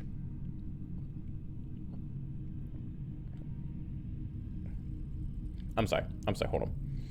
No, it's 200 for both of those, because the 1 gets turned to a 2. Yeah. But that would be 1 minus 1, 1. 1 minus 1, 1. So that'd be 2. Like, so for each beam, it would be 1 damage, 1 damage, 1 plus 2, 2 damage, 3 damage. It's 8 damage. 8 damage total? Okay. I'm trying to do math, but I can't because I'm illiterate. I got it. No, you're good. You're good. Yeah. So does 8 damage. You see him just blast these quite powerful balls of fire at him. They slam his chest. You can see his body is searing red for a second. It blasts through his priest robes. He looks down. Not bad at all. It seems like your sage is quite powerful. I'm not sure how it compares to your predecessor's sage, but it's shaping up to be pretty good. As Azeroth, kick this smug little bastard's ass, please. Oh god, poor Azeroth. Azeroth, beat this man's doonies down, you know what I mean? You see Azeroth look back to all of you as he just goes... I've got Looks this. to him. When all else fails, we got an Azeroth. We don't need an army, we have an Azeroth. He is an army. He is a one-man army, by far. He is. He looks at them and they all die. He could have fought that 1,000-man army on his own, no problem. It wouldn't have even been difficult. No, it just would have been time-consuming. Yes, very. It would have taken him like 30 minutes probably, but, you know, he could have done it. Yeah, I mean, a bit dumb. So... I'm just seeing how many he gets. I'm pretty sure he gets 4 attacks, right? Because he's Bitter Rival. Actually, I think about Bitter Rival attacks. Is there a bonus attack per round instead of being per, like, attack action? Oh, okay. So he gets 3 attacks. 3 attacks. Which is still dumb as fuck. Because he actually has a plus 20 to hit, I'm pretty sure. Because he has a higher plus hit than everyone else. No, his plus like 7. No, he has... He might. He might roll. He might actually have a plus. I'm pretty sure he has like a plus 23. Hold on. No, he has plus 20. He's plus 20? He auto hits. Auto hits. Automatic. Jesus Christ. Made This God? man Nah, does get out of here. not- That's this boy. He auto hits. That's 3 attacks. That is... They're not, like, maximum damage? They would be. They could lower because of... You know, Fear No Steel. Well, yeah, they'd be maximum -1. Yes. Which isn't even that much different, honestly. For Azeroth, anyway? No. It's 9 damage from his sword swings alone. 1 Fray Dice gets negged because it's a 4 dice. Remember, it's 2 Fray Dice damage, not 1. Mm-hmm. So the 4 gets instant negged. The other one gets a -1, so it's a... The thing is, Fear No Steel is really good against Azeroth. It is. So you see him rush up, shoulder bash him. His shoulder comes covered in ice. You see creating like a... Remember in Elden Ring, the cauldron, the shoulder charge thing I would do? The horned shoulder charge thing? I believe so. Basically, there's a pauldron of ice, a horned pauldron of ice as he just dashes him, shoulder checks him, whips out his blade, slashes him up for crashing back down on the ground, and just stabbing him while he's on the ground. Let's go. And you see him kind of coughing. Just horse right back onto his feet again. Kind of rubs his body. That hurt quite a bit. He looks to all of you. Not bad at all. Now, cracks his neck. My turn. You ever seen somebody give another god a bad time? Well, Steve, it's your turn, buddy. He looks to Azeroth. Does 8 damage. Is that just a normal attack roll? Yes. Okay. Let me know if he uses a power. Because if he does, no. He doesn't need to. He punches for a 2d10 straight. Auto hit. It doesn't matter. You can't kill Azeroth. Like, this god physically can't kill Azeroth. Actually, that is true. Yeah.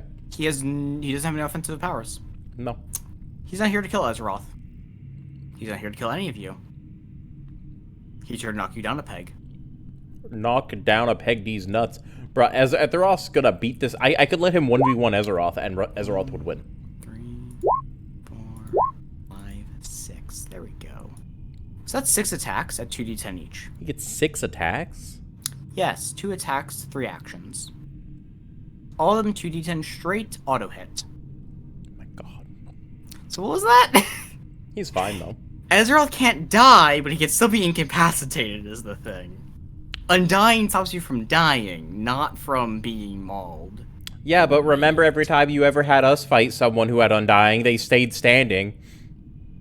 Yes. Because they don't reach 0 hit points.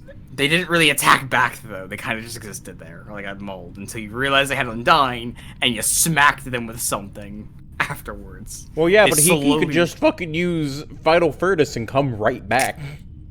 True. It's gonna hurt like a bitch, though. Oh, it's gonna hurt like a motherfucker, but he'll be fine. Even if, straight up, even if he gets dismembered to a T, he's still gonna be holding onto his sword. Also, I'm gonna say he's about at just 1 HP. I'm not gonna calculate all that. I'm gonna say he's at 1 HP. Like a goddamn... How to put it? He's a Dragon Ball Z protagonist right now. He just punched at the speed of light. And just, from uppercuts to jabs, just beats the ever-loving fuck out of Azeroth. His organs are now mush. Yes, you can just see blood pouring out of his mouth and face. Azeroth just... as he looks back up at the man and goes, "Nice punches, jackass," as all you see is ice appear all around the Maid God. Let's go. It's not as high as you would hope. It's 1 damage per attack. Does he use that weird fucky wucky thing where he negs all the damage? Doesn't need to, just 6. And then, so he gets stabbed a few, through the chest a few times. He kind of looks at it and goes, "Huh, a neat trick." He looks at him and goes, "If you think that's a neat trick, take this. Shadow of Moyle." Let's go. Let's go. That's 6 me. attack. That's from me. That's a lot of tats. That's 12d8, by the way. Yeah. And keep Okay, in so mind, each Shadow of Moyle is reduced by 1 dice, but still. Yeah, it's lot over of damage. 2. So I'm gonna go through just every other dice. Just 1. 0. 0, 0. Basically, anything that... Okay, so that 8, 7, and 8 are the only ones that do damage. 9 damage. Hmm? It's 9 damage. Why would it be 9 damage? I just added up. It's 9 damage. Oh, because Shadow of Moyle is 2d8. Mm-hmm. For instance. Oh, okay. Actually. So basically, every other dice, yeah. Mm-hmm. So you see just the flames engulf him. He kind of steps back as the flames burn his body, so leaving it slightly seared and steaming. He looks at you, looks at Azeroth. You raised this one quite well. You gonna let Azeroth go first? Sure. Just so he can Go stand for it. back up. Just so he can stand back up and just fuck this man up. Bruh, I'm sure, like, all of his ribs are shattered, his sternum is shattered, his heart's almost a paste. His internal organs are all shattered, his jaw probably is shattered, his nose is probably shattered, he's probably got an eyeball damn near sticking out, and everything. All he has to do is grip his sword, and he's good. He's like kind of hunched over, just one hand on the blade, as you see him just grab it tighter, as it glows. This white-blue aura seeps out of it, washing over his body. His eyes close as he stands up straight, his body coming back to its normal power once again. You're welcome, Alright, Ezrath. Now it's back to you. That ability is quite good. Thank you very much for it. He looks to the man, hefts his blade, and goes, "Do well and survive this."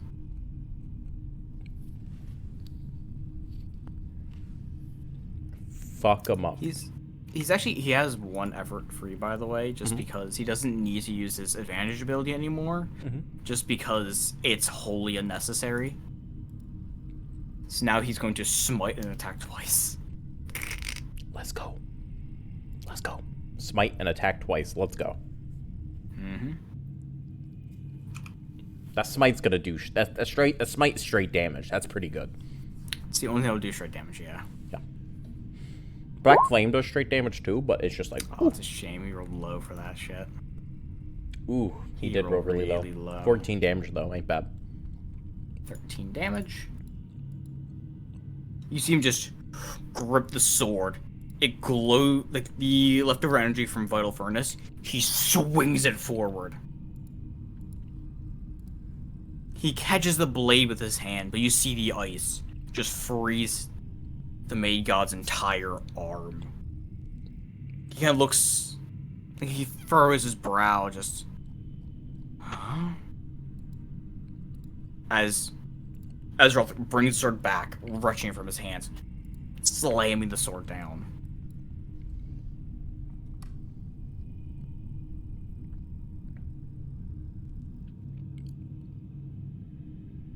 So. 12. 12 damage. 12 damage total. No, that's after the smite. 12 more damage from the normal weapon attacks. Let's go. And 3 more from Frayed Ice. Mans is a Maid God. He damn near has the same statistics as one. Not gonna lie. At this point, yeah. Not gonna lie. You want to turn him into a Maid God? Might as well at this point. Fuck. The only significant change would be... What? Because he's basically the same attacks, same amount of actions. He gained like 1 action, and his saves would be instant. He could piece up fucking Galar at that point. Yeah. Jesus fuck. He is powerful. So, you see him bring the blade down, catch his shoulder, before just pommel striking him in the chin. And placing a hand on his chest, leaving a frozen handprint as he gets knocked back a few feet. Alright, your turn. Okay. So what I'm gonna do. Another effort. Let's go. Black Flame. Does he neg it? Nope. Okay. That is 3, 6. 3, 6. Oh, okay. So that's 20. That's 20, 26. 26 damage. And then, I'm sorry, 26, so 25, and then 3 from Raid Ice, that's after the minus, so. Okay. 28 total. The black flames scorch his body as he brings both his hands up to block. You kind of hear him coughing through the flames as he kind of waves the one hand in front of his face. I must admit, your magic is quite powerful. I am then going to, yeah, that's really all I can do, so I'm not really going to worry too much about it. Steve, 8 straight damage. As Steve takes a step behind me, reaches out his hand and just shocks the man with fucking eldritch lightning. For 8 straight damage. Well, 7. 7. Yeah. The lightning wrecks across his body. Kind of takes a few steps back. That's gonna be 2 full damage from the undead spirit, who just kind of shakily holds onto his little eldritch staff and pew pew right overhead just slams him in the face twice. The blast kind of dink off his body. He's just not too shabby at all. Your powers are quite substantial. Okay. Although your strategy is less than optimal. Optimize these nuts. Alright, so chat, this is what we call hubris. That's 18 damage. I'm sorry, -4. That's 14 total damage. Because this is straight. Chance and Hans roll straight. That doesn't look quite good sometimes, yes. Chance and Hans are going to X-slash them across the back. Basically, both step to the back, nod at each other, X-slash, X-slash. He kind of lurches forward as he stands up straight afterwards, kind of rolls his shoulders. Yeah, it's a nice warm-up. Does this man look fucking bloodied yet? Jesus Christ. Not yet. Close to it. Not yet, though. Homie, if this was a normal fucking maid god with, like, I think they have, like, what, 50 hit points? 50. Yeah, they'd be dead by now. They'd be so dead by now. You would have done like 3 times his HP by now, yeah. Yeah. He's close to being bloodied. Then it's Cole and Ezra. Well, Ezra's already went, I think. So He Cole. did. Cole, fuck him up. Cole is going to, God, I kind of want to condense his fucking his Scorching Rays into one attack at this point, just because there's so many fucking attacks. If he doesn't have to roll, he doesn't need to. He doesn't, he actually But he does have does. to, though. This is 16. So he has to roll, what, a 4? He has to roll, it's 10, 6, yeah, he has to roll a 4 or lower. So he has to roll 4 or higher, so it just roll a D, so just roll all of them as D20s. If he rolls a 3 or lower... Alright, so I'm already on it, yeah. There you go. Bam. Just have him send off a really big one. Just intertwine them in a big fucking twisty beam. This I will do just to make my life easier, which is I'm going to roll his Scorching Ray damages separate, just to keep the numbers straight easier. Sure.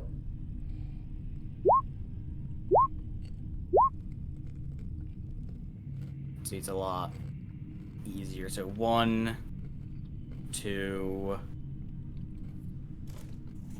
3, 4, 5, 6, 7, 8, 9, 10. 10 damage. Not bad. Not bad at all. Those pluses, about those plus 2s, whether we're going doing like 4 damage, like 10. By the way. Let's go. Because like a notch ups or anything instead of plus 2s instead of being 1. Let's go. Let's go. You see a spark of golden light from his eye as he aims, draws all the firebolts into one. They start to spiral. He fires just a beam of flame right at his chest. Just pounding into his chest as he takes a couple steps back. His chest is now... You can see that the runes of his body kind of start to melt slightly. He looks down and goes, huh. Not bad. Your magic is quite powerful. Looks at Azeroth. Your strikes have substantial weight behind them and are quite swift. Looks to the sword boys.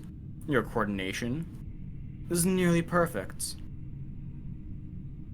Looks to you. Your leadership is alright. But now I will show you that your execution is lacking. As it is his turn. So, boss, do you know what the mode of transport for a Maid God is? What? 120 feet of whatever their choice is. Yeah. As he teleports away from Azeroth, in front of Cole.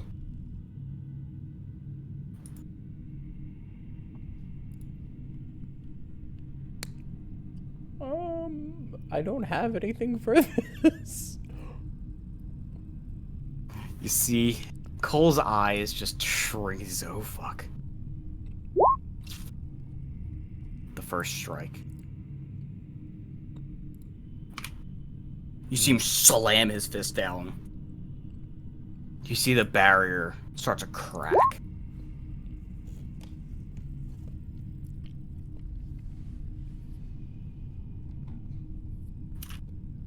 His second attack, as he throws a strike, breaks the shield, and he punches Cole in the chest.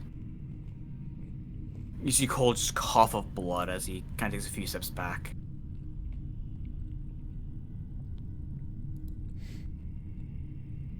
looking very worse for wear. He looks down. Pathetic. You see him throw another fist down. As Cole just rolls slightly, the attack misses, slamming into the ground.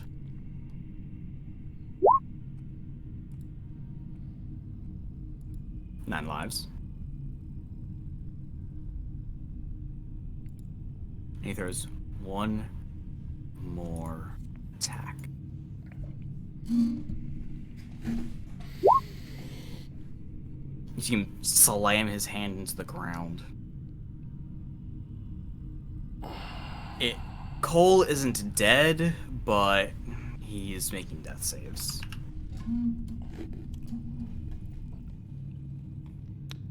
You have one more attack action. Yep. He looks over to you. Actually, he looks over to Steve. He double sword to Steve and attacks twice. Doing 32 damage. 32. Oh my god, that's right, because he rolled max. He literally rolled max. And damn near rolled max on the other one, too. He teleports in front of Steve, throws a kick at his head before punching him in the chest. How's Steve doing?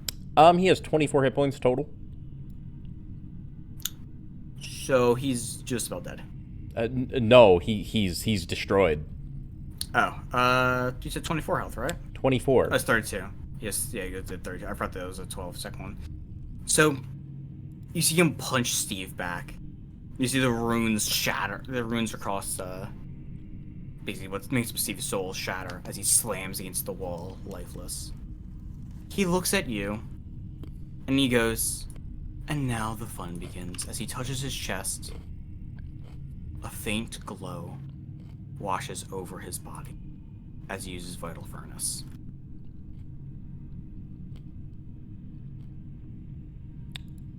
You wouldn't be able to. That's an action. What's on action? Yeah.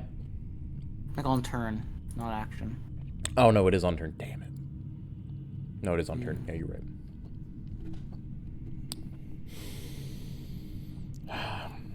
Okay. I'm gonna ask you a quick question. Mm-hmm. Can I go into a rage? Barbarian style? No. God style. Like, how'd that work? Could I burn 7 influence forever? Fucking excuse me? What are you trying to use? Nonsense is what I'm trying to use. I mean, I'm telling you now, like, this is just the phase 2 of the fight. Like, trust me, you can win this. Yeah, but this... I don't think he'd be thinking rationally right now. Steve, that's one thing. Steve would piss him off. But downing Hole would throw him into an incoherent rage where I feel like the only suitable thing he could think of to do would be to rip open a hole in the night road, throw this man into it, but not just send him off into the night road space. I mean, throw him into a demi-plane and then chew him up with Gears of God. You could just cast Gears of God on him. I can't, I don't know the spell. Oh, shit. But I'm talking about rage style. Basically, rip open space-time, gulf him into it, and then chew him up like a blender. And then never see him again.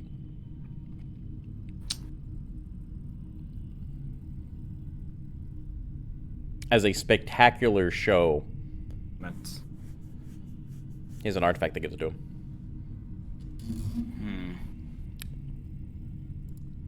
Like, I don't necessarily want to burn 7 influence, but, essentially, I want to chew this man up like he's gum. In a spectacular show of divine rage. Okay. Okay. How about this? I'm listening. This move, once you come down from this high, you're gonna need like a month or two to recover. Okay. But I will grant thee not just ripping a hole, in the night road and just insta-killing the man. Instead, something a bit more, how to put it? Graphic? Cathartic. I will give you,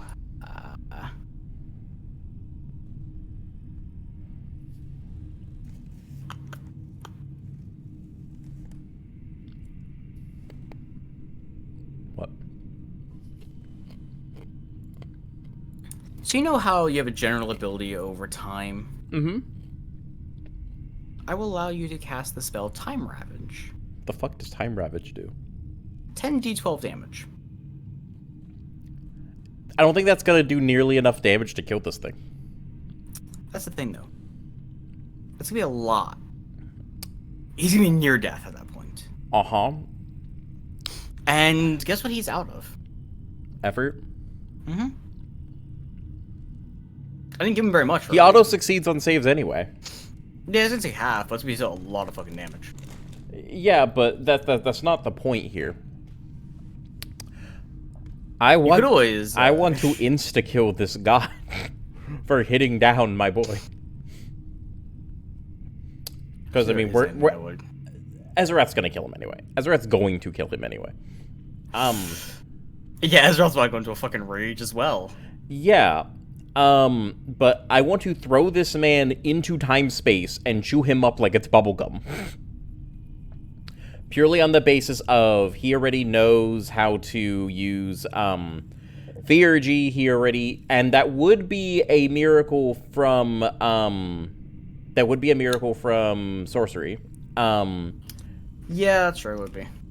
But it would also, be a higher tier of Theurgy. It'd be a thrown spell, but it would be like a higher tier of Theurgy, where it would cost a lot, which would be the reason why I can't cast magic for, like, a fucking month. Because it would be basically, I'd be in a coma for a month. Yeah. But it'd be basically a delete button. Like, in specific edge case circumstances, you're overwhelmed with such overwhelming rage. As a god of sorcery of this level, you just yeetus deletus into the weave. Basically, I would create a permanent tear in the weave that this man is a part of. Does that make sense? So it would honestly, it would probably make an anti-magic zone with surrounding the castle. Yeah.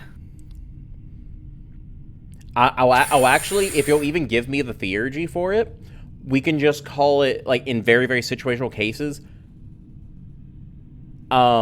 weave destruction, or, the deletus button. The thing is, I'm telling you this now,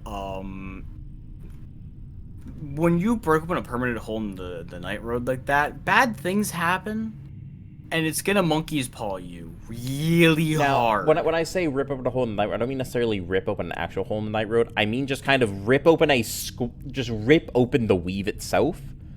Yeah, still, that's how you get uncreated to appear, and they will eat you alive. See, like they are meant to kill Godbound. Like, that's their purpose, is to kill Godbound. And they're really good at it. They basically just permanently take away like 5 effort on the start of the fight. But passively. Or else you just can't fight them. And they even ask their damage. And they come in mobs too. They're terrible, I hate them. So what you want to do though is just, you want to go out of commission for a month and just one-tap this man though. Yeah. Like, even if it's basically just doing because the Gears of God doesn't do that, but it does base. I want to do that, but like 3 times worse. You know what? How about this? Mm-hmm. It'll take your turn to charge, but using all of your remaining effort and basically putting yourself out of commission for a month, you start charging a spell as Azeroth flies into a fury to weaken him down enough for it. I can vibe with that. Okay. You know what spell I'm gonna give you, right? What? Weaken him down enough for it to work. What? Power word kill. Yeah, but that's just that's just far distant lance. But it's more assured in terms of the amount of HP left, and it also doesn't have a save. Okay. Basically, you're far distance lancing him without the need for a save. Hence the. Okay. Can we make it into a thrown spell knockout. post game? Post game? That's fine. Okay. Cool. Basically, just better far distant lance. Yes. Okay. But as more of a strict HP requirement, basically. Fair enough. And it puts a massive strain on your body. Basically, the backlash is much greater, hence why you're getting knocked out for a month. Fair enough. I can do that. Okay, that's fine. So basically, I fly into a rage, darkness billowing around me, filling up like half the fucking room, like behind me. As basically, you know when you're watching Dragon Ball Z and you basically power up to fucking Super Saiyan, it's like that shit, but with shadows. As he just begins channeling forth incantations he didn't even know existed. As the only thing fueling his words is hate. The weave bending to his will in a very unnatural way as the ground itself shatters across the entire room, centered on him. As Cole lays there, dying on the floor, he begins to charge up the most powerful spell he's ever cast to date. Azeroth whoop ass. You know, before Azeroth rolls in there, I'm gonna have Steve's dead, which means the undead spirit woofs away. Chance and Hans are gonna charge forward. You know what? No, I'm gonna have them rush on over to Cole and begin trying to tend to them. Just you want to just go ahead and say he doesn't have to make a death save this turn, but he's not stabilized. Yeah. He just doesn't have to do it this turn. Yeah, they're doing their best to kind of keep him from bleeding out. Exactly. Bing bong boom. It's a little difficult. His internal organs are kind of wobbled right now. Yeah. But you look over to Azeroth. And for this moment, I'm going to say that technically no one else is engaged with the Maid God. No one is, actually. What is? You see Azeroth stand. And the area around him runs cold. As the Maid God goes, now that I've killed your mage, do tell, what will you... And before he finishes, you see just Azeroth's blade appear in his line of sight. Azeroth, I think he has a plus 20, right? Yeah. Yeah, he has a plus 20. He auto hits. So Literally, he auto hits. Do you want to just say just throw out a damage and just do some anime shit? He's auto hitting. Yeah, no, it's fine. I'm just calculating some damage real quick. I don't know if you have to at this point. He's really. about to insta die. Does it matter? No, not really. And just with all of his might, all of the will in his body, because he doesn't technically have enough effort to like use any smites or anything left. But he's basically going to just substitute his HP. As he essentially, you see his aura go from this, the blue aura, the blue-green aura from nature and from ice, as it turns red as he just fuels his power with his own vitality. And he just impales, like, remember how before it was like hard to like break through his skin even? He impales him, lifts him up, and slams him into the ground for wrenching his blade out of him and just slamming his blade down repeatedly. With every strike, you can see Azeroth's vitality dwindle and break. And with one final strike, you see him take his blade in both hands and just stab it downwards into his abdomen. once more, creating basically a cross in his chest, hitting him to the floor. Before you see him stumble back, he looks at you and goes, "Avenge him for me," for falling to the floor. Okay. Completely exhausted. So, what's this fucking maid god gonna do on his turn? Well, no, they said you could use that, but you use that at the end of the turn. Oh, at the end of the turn. Okay, cool. Yep. Bet. You said to wait for Ezra to soften him up a little bit. Okay. So what I'm going to do is I'm going to raise one hand, yeet the sword out of him before dropping it. Like, before it even hits my hand, I just let go of it as it just slides across the floor until it slams into the wall. As he quickly just performs the incantation, twisting and bending as he grabs onto something midair. As if grabbing fabric of existence itself, he squeezes. As the air itself bends like fabric as he pulls straight into him. The air itself begins to tear before warping and shattering as he lets go, as the space in front of him whiplashes back before turning invisible again. As the space around the god cracks and opens. As he then kind of falls for just a second before the entire realm around him slaps back, wrapping up and around, almost as if it's trying to reconstitute from a whiplash effect, like a ripple, before finding that there's something stuck. And almost like a paradox trying to unwind itself, it tries to just get this thing out, but it's almost like something's clipping into a wall in a video game, where he just spasms as reality itself tears him apart, ripping and shredding everything into a very fine paste.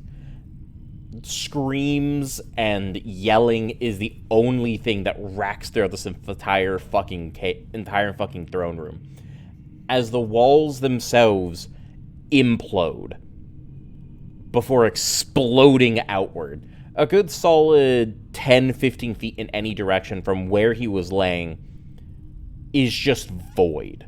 As if a sphere just deleted everything right there. You can see down below, floors below. You can see out, across, down the hall. Everything just disappeared. Leaving behind...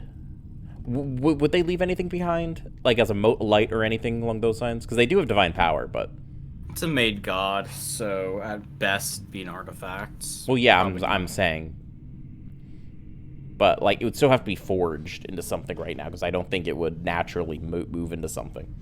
No, it's not something you can be able to absorb or something kind of. Well, to be fair, he doesn't actually have the much. It's more physical power and reinforcement than it is magic, like normal, like, divine power, because he has, like, basically one word, and it's mostly just physical enhancement stuff. Oh, can it transform into a pair of gauntlets? Why? Give him to Ezra. Cool. Let him auto-save on saves. Ezra already has gauntlets. Yeah, but no, he doesn't have anything on those gauntlets. Yeah, he does, actually. No, he doesn't. Because it's just doesn't have the bound thing on it. It has the might passive and Fist of Black Iron. That makes his damage even higher than it normally is. Oh, I guess. That's why his strength's a fucking, like, 19, and his attacks do D12s instead of D10s. I guess. But for... I will say, yes, there is. You see some divine energy spark out. It doesn't... As was the divine energy of a weapon. It's not going to forge itself into a weapon, as it's not quite enough to forge into an artifact. But you see it rush into the nearest weapon, the nearest powerful, mighty weapon, as the divine energy floods into Azeroth's sword. Oh, fair. Ah, yes, across the room and into the mighty Azeroth sword. I see. It's the only one. It's the only mighty weapon in the area. Give this man automatic save. Give this man automatic saves. Greater habits a rule. Yeah, but better. Auto success on every check. Jesus fuck. Man is a made god. Oh my god. Anyway. Anyway, we'll figure it out. I'm going That's to. all leaves behind, though. What are you going to do now? I'm going to quickly turn as I'm basically about to pass out. I'm going to rush on over to Cole. As I Merciful use. gaze? Yeah. As my last thing before I pass out, I'm going to hit him with the gaze. It's enough to stabilize. As I fall down on top of him. Embracing your child. Yes. Chans and Hans Are panicking, probably. they're quite. No, they're like they're panicking, but they're like. I think they're alive. I think they're alive. Okay, good. A few minutes later, Ezra's gonna get up. He's gonna kind of walk over, grab both of your limp bodies, put you in more comfortable positions. As he just leans against the wall, looks here at you, and goes, "I do not want to explain this to his father." I think that should probably be where we end the session if I had to say a good stopping point.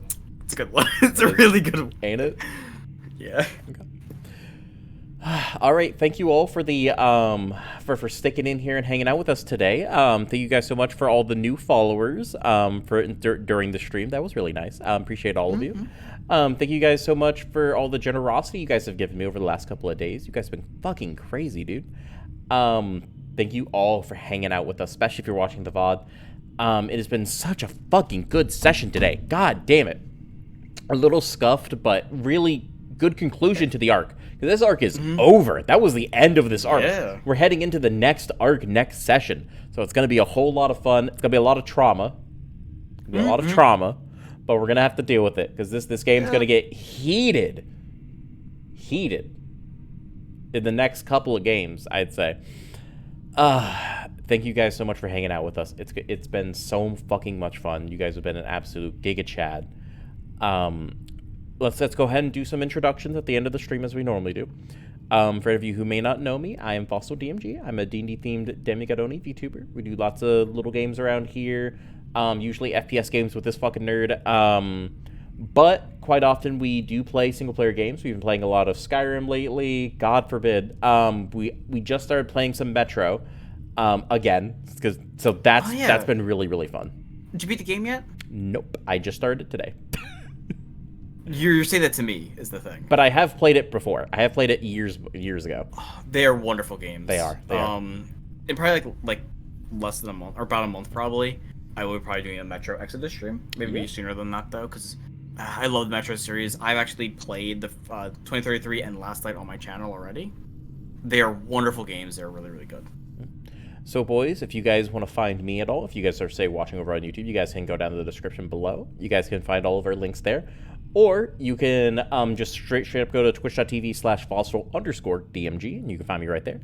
I stream Monday through Saturday, sometimes on Sundays, but usually it's every single day, 10 p.m. EST, or sooner, who knows.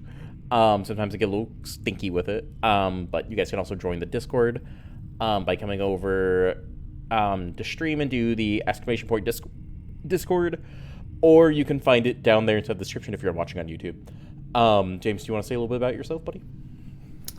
Well, I mean, I also do some kind of stuff, variety games, a lot of FPSs with you, like Apex and the like. I do a solo stream. I occasionally do some nice single player games, like as you mentioned previously, I've done Metro in the past. It's a really good game series. There are things like Dead Cells, or the roguelikes. They're always a really good time.